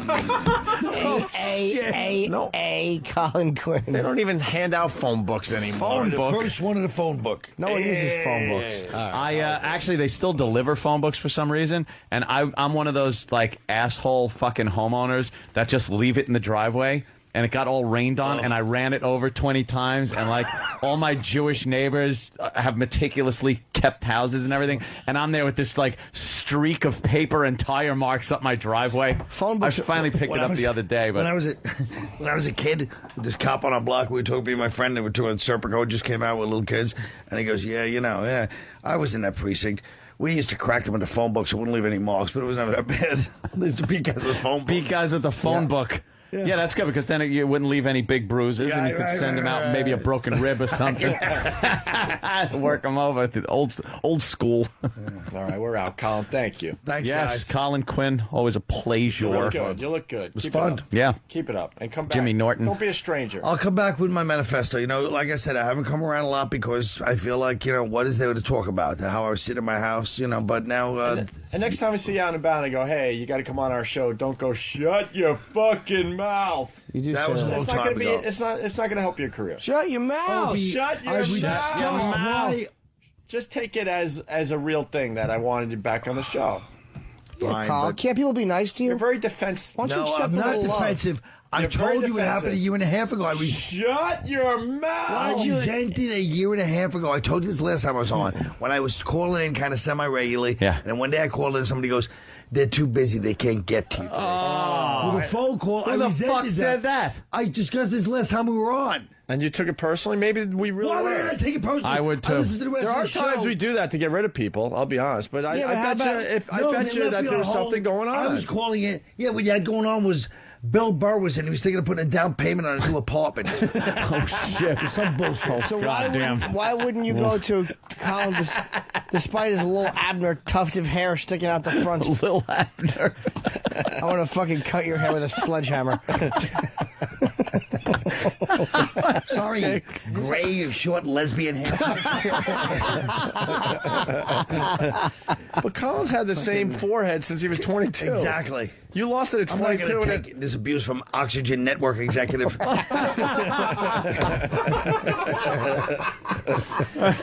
You're one of those guys, you quickly start losing your hair, and then out of nowhere it stopped, and it's Yeah, been I the had a same receding place. hairline when I was like 23. You're right. 23. That's exactly right. I remember you from remote It's never control. changed.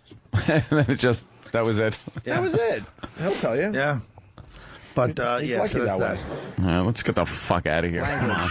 Enough already. Enough already. Perfect finish. Let's get the fuck Get out the of here. fuck out of here. And he said it with total passion. Oh, I meant it. I know.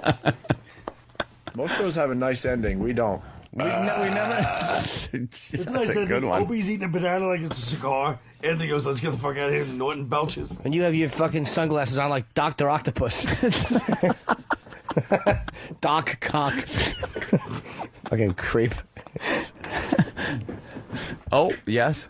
Here comes fucking Roland. thank We you. decided, Roland, we decided, actually Bob Kelly and I decided from the back when you were walking down the street. By the way, in freezing cold weather, that fucking guy just wears a T-shirt. Yeah, he doesn't have a jacket. From the back, turn around.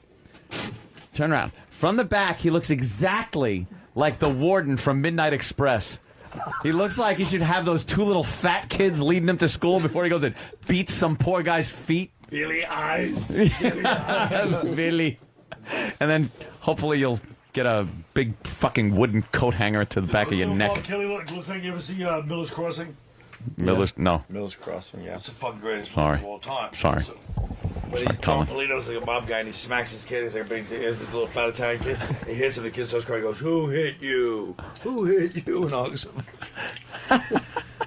You got your movie, Jimmy? I do, thank you. Nice. We have Guy Ritchie coming in tomorrow and Jason Statham on the terrestrial side. So I wanted to promote their movie, but I didn't have a copy to watch myself. Now we can watch it. The way you obviously got an eye for directing, so I think. Yes, it's great to have you back, Jimmy Norton. Oh, and Welcome it's back. good to be back, AC. Welcome back to the program. Thank you. Program. Speaking of program, Where's my truck? I gotta fucking piss again. This big cock of mine holds a lot of urine. What do we got, Dan? Something? I thought you did. Do we? Tomorrow. What? Tomorrow what? Everything gets pushed off. The sun'll come out. Come on, Jimmy. Tomorrow. That's right. You gotta lay in bed and die of cancer tomorrow. Like Yul Brenner. You won't be waking up tomorrow because you're a lot of cigarettes that you smoked yesterday. Now you're just a corpse. Oh, you used to be fun in the sun to talk to, but now you're shitting in your bed, and your head is full of mush like Lyle Alzado. Oh, you're going to be dead by tomorrow. Who's this fat cunt on Jerry Springer? Holy fuck. You know, if someone's that fat in public, you should be able to just to stab them. Fucking... I always see Jimmy dressed in the same outfit. Like Ellen DeGeneres? What's wrong with that? I would look kind of cute with a t-shirt with a suit. I'd look kind of sassy, like I was a fucking college guy. All right, Steve, we got anything to go over? No. We're done, How come you didn't Steve. call me back? I called you.